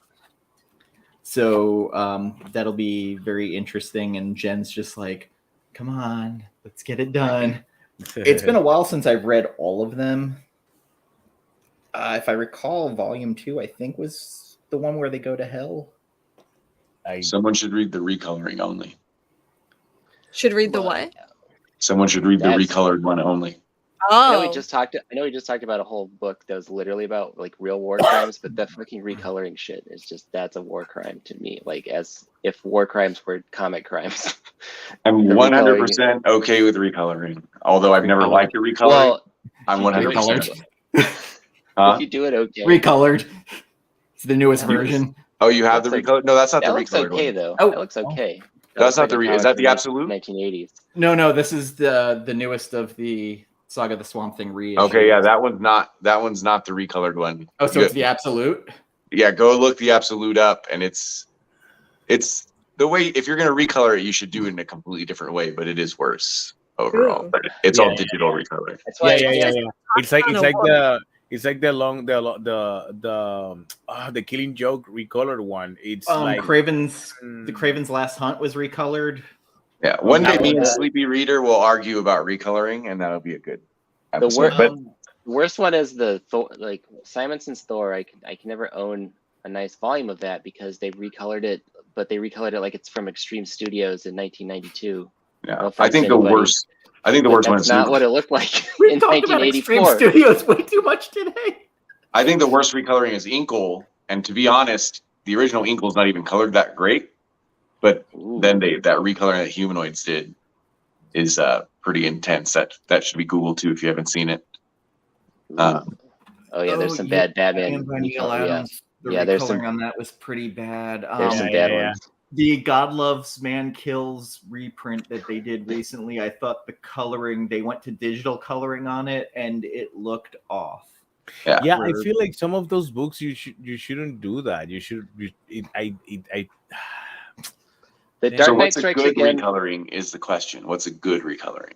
Dark Knight Strikes Again, because it was meant to be garish, and so any I don't know if they've ever recolored it, but you can't color every book to look like that. I can't fucking read that book ever again. Like once was enough, and like it literally burns your eyes when you read it. Fuck. But it was intended to do that. It was on purpose. Lynn Varley did that on purpose. Yeah, Lynn Varley was trying to fuck with your head. Lynn Varley was ready to fucking divorce him too. I think everyone wanted to fuck with your head when everyone that was involved in that book wanted to fuck with someone's head. They were like, "Yeah, you want a sequel to this book? Okay, I'll give you this fucking sequel. It's gonna be the worst thing I've ever written. You know, this is what you wanted. What you wanted? Here's some shit." Yeah, but did you guys see number 3 though? I read the Master Race, and I actually enjoyed that one a little bit. Yeah, you enjoyed that one? Yeah. It wasn't terrible, but it wasn't great. It wasn't with great. Raphael Grandpa, the Golden Child, was better in my opinion. That looked cool. It's Raphael Grandpa. I mean, funny enough, Jason Sean Alexander posted something today when he was working on Spawn. He told Todd, he's like, "I want to color my own stuff," and then he did 2 issues of it, and he was like, "Todd, I need a colorist. I can't do this shit." That's a lot more work. Yeah. Hopefully, he's getting paid more. That's why my comics are just one page, so I can just color one page and that's it. But the ones that I publish are black and white. Yeah. But for the website, it's just one page, just so that I don't have to color a lot. That's interesting though with Jason Sean Alexander, because he seems to have that kind of art where I would think he needed to color it, or that a lot of it is just colored right off the bat. But I think because he's so detailed, his workload was just too much. Who colors Philadelphia? Lewis, or is Lewis NCT the letterer or? Yeah. If you would have told me who colored Jason Sean Alexander, I would have said he did it himself. But he inks himself. I thought it was himself. Color is Luis NCT. Wow. Lettering was Marshall Dillon. Nice. You got it. Yeah, there you go. And then I don't know who that Gardens, Sienkiewicz inked him. Yeah. Nice. I don't know who that colorist is though. What else have they done? Do you guys know? Have you heard of them before? I want to say Infidel, but that is probably wrong. Could be. Okay. Interesting. Yeah, now that I'm thinking about that, that's probably wrong. Interesting. I'm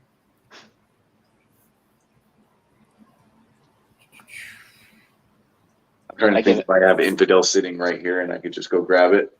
Could, but I've gotten up a lot. So. Empty Zone.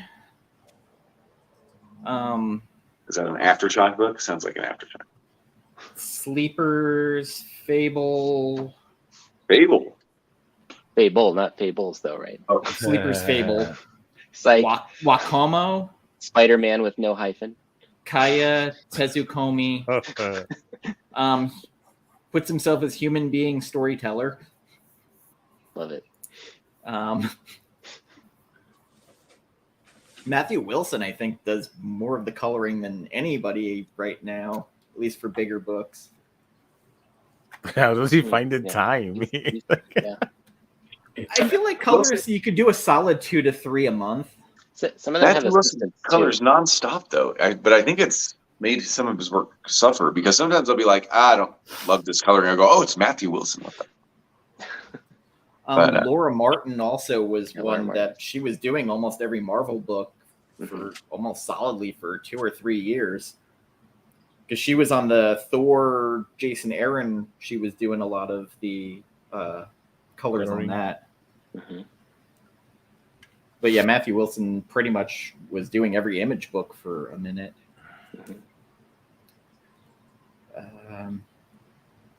That's a whole rabbit hole that'll go forever. Let's do a colorist show. Yeah, right. A colorist show. Gambit and I still are discussing doing a George Perez show, just discussing his work and our love of it. Yeah. So if any of you are fans, you're welcome to join us. I like great artists. People that are the top of their game. And also one of the nicest, most giving he seems like people I've talked to. I'm gonna pop out, but bye friends. Sorry. Bye. Bye. Talk to you soon. Man for sale. Oh damn, she missed it. Yeah, George Perez gave Gambit's Bride away. Oh, that's great. Yeah, he was my flower girl. Awesome. Yeah. And Ring Bearer too. He was very generous that weekend. He's an amazing human being. I had to record a video for him, so I made it animated. One day I'll show it. So that'll be coming soon. Chris, you got anything going on your channel? I mean, no. So just follow his Twitter and Insta. Yeah, when I feel like putting something up, I'll put something up. But I think I might just do. I did like an incredible Immortal Hulk, those first 5 volumes, and just put them out one every week. But I recorded them all in the same 3 days, so I might do that again. Like, because I have trouble. I just like wander. You get the motivation. You need to do it. Yeah, but just my reading, I wander in life and in comic reading. So if I need to make a video of it, then at least I'll start reading a chunk of things. Yeah.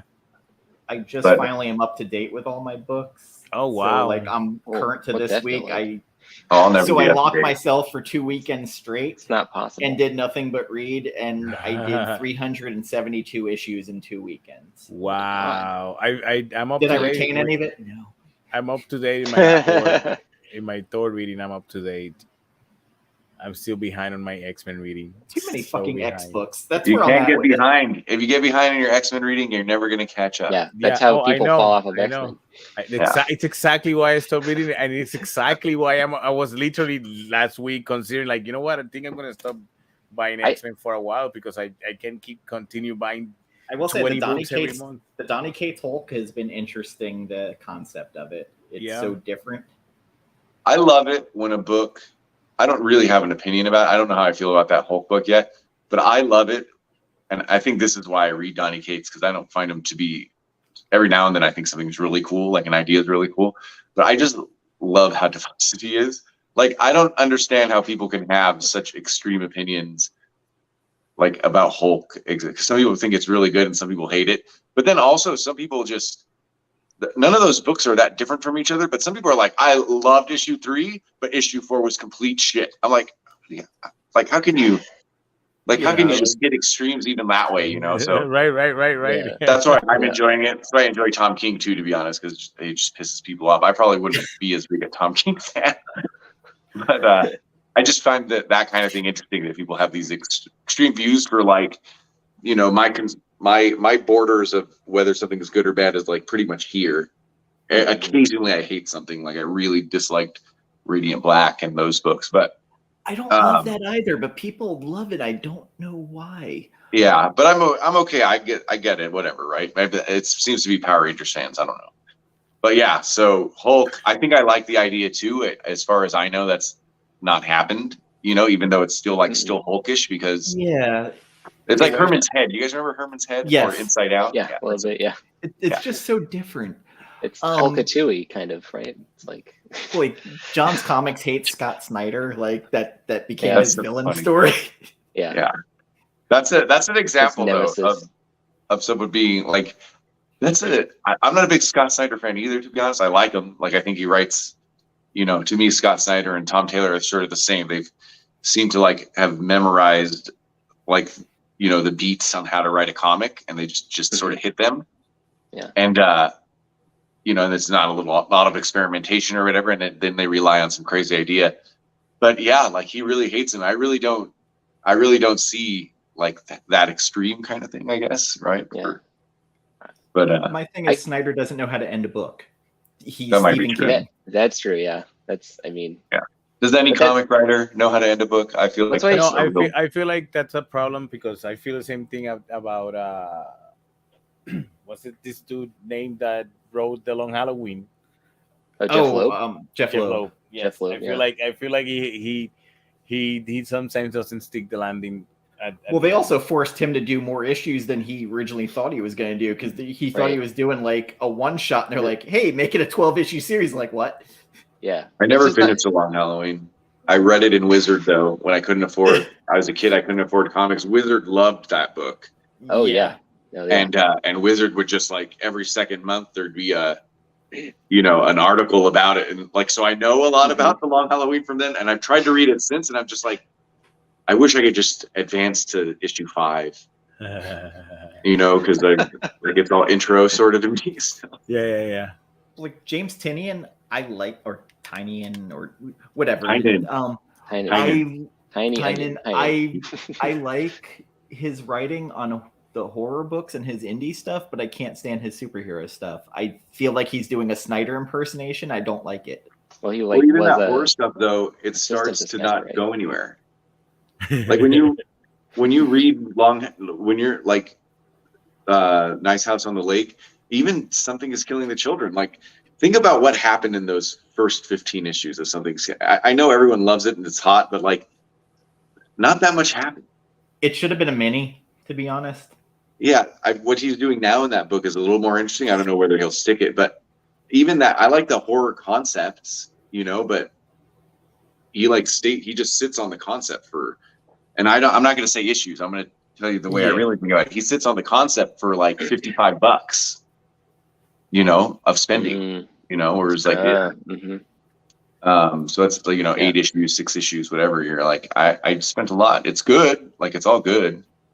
So I read Nice House on the Lake. I read the first 2, and then I was like, it's on Hoopla. So I just got it on Hoopla and just spun through it. That's what I'll do now.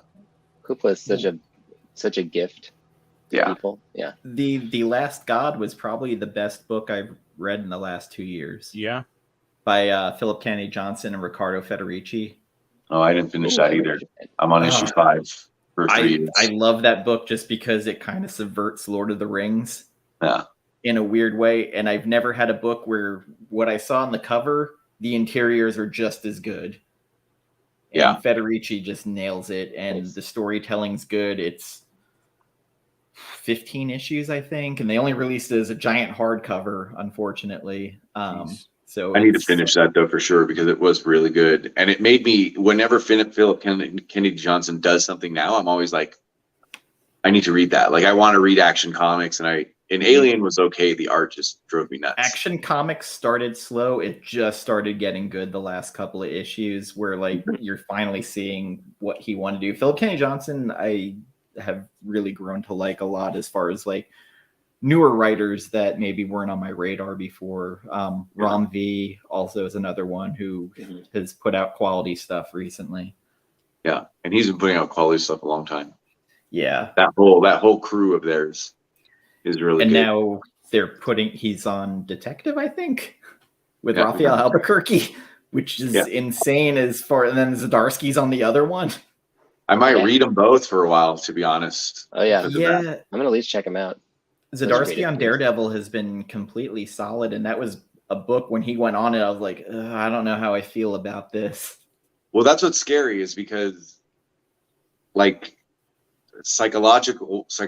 I know the characters are different in power sets and richness and stuff, but psychologically they deal with the same thing, right? And Zdarsky is as good as Daredevil has been. I haven't finished that either. I did get a little bored, but as good as it's been, like, he did a solid Daredevil that was completely traditional. Yeah. Right. So Batman, and we get to like deal with him killing the Joker. Like, I'm really curious, and Zdarsky's smart too, so I'm curious what he's going to do. I know he can't just repeat himself. He's smart enough to know that, right? So, it's going to be stay faithful, but try and subvert probably a little bit. Where I feel like Ram V is going to go complete psychological and maybe supernatural and detective. For sure. And then Ram V will write Batman, and everyone will dislike that Batman. And just like they do with Snyder and Tynion, they're going to be like, his Detective Comics run was the best. That's what I'm predicting. It really was, though. It's always, and I hate that I'm kind of that hipster reader where I'm like, I'm sure it was. I've never read all of them. I mean, I also just don't love Batman, right? So I try not to. Yeah. You know what I mean? Like, I'm already going to go in like I'm reading it for the writer. Right. Well, that's Gotham Central with Rucka, and that's why I love Tom King. Brubaker was so good. Killed it for you guys. Totally. Got me blocked on Twitter by him. Yeah. What was I gonna? Oh, the other thing that surprised me when he was announced on Batman was he had just gotten finished saying there's no way he would want to write ASM. Yeah. Right. The tentpole character, because of the way like people, will just cut you down for it and stuff, and it would never meet anyone's expectations. I mean, the only other book that can happen with is Batman, so maybe they just backed up another truck of money. That's the only thing I could say. They were just like, how about for this much? Or some level of creative control or something that they got, or maybe who knows? Maybe his pitch was good. His pitch was good. Those are like, all right, we are after midnight here. It's only 9:15. Oh damn! It's been a long, good conversation. We hit a lot of subjects. Yeah. We stayed respectful and during the main conversation about the book, which I promised we were going to do. So go ahead and follow Chris and Scott on Instagram. Scott, I tried to add you on Twitter, but your account's down. I left Twitter. It's an Elon Musk thing. He left one millionaire he didn't like for the other millionaire that was responsible for putting Trump on this. Millionaire. Well, I was already on the first one, and then I was just like, this doesn't bring me joy. I Marie Kondo'd Twitter, basically. So Go ahead and follow everybody, and we will see you next month for Bitch Planet. For Bitch Planet. It's been book. Read that book. 9 years since I read.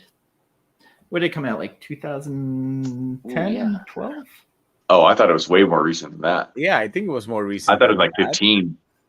Maybe 15. Okay, like I'm trying. So 6 or 7 years since I read that first volume. Damn. That still sounds long.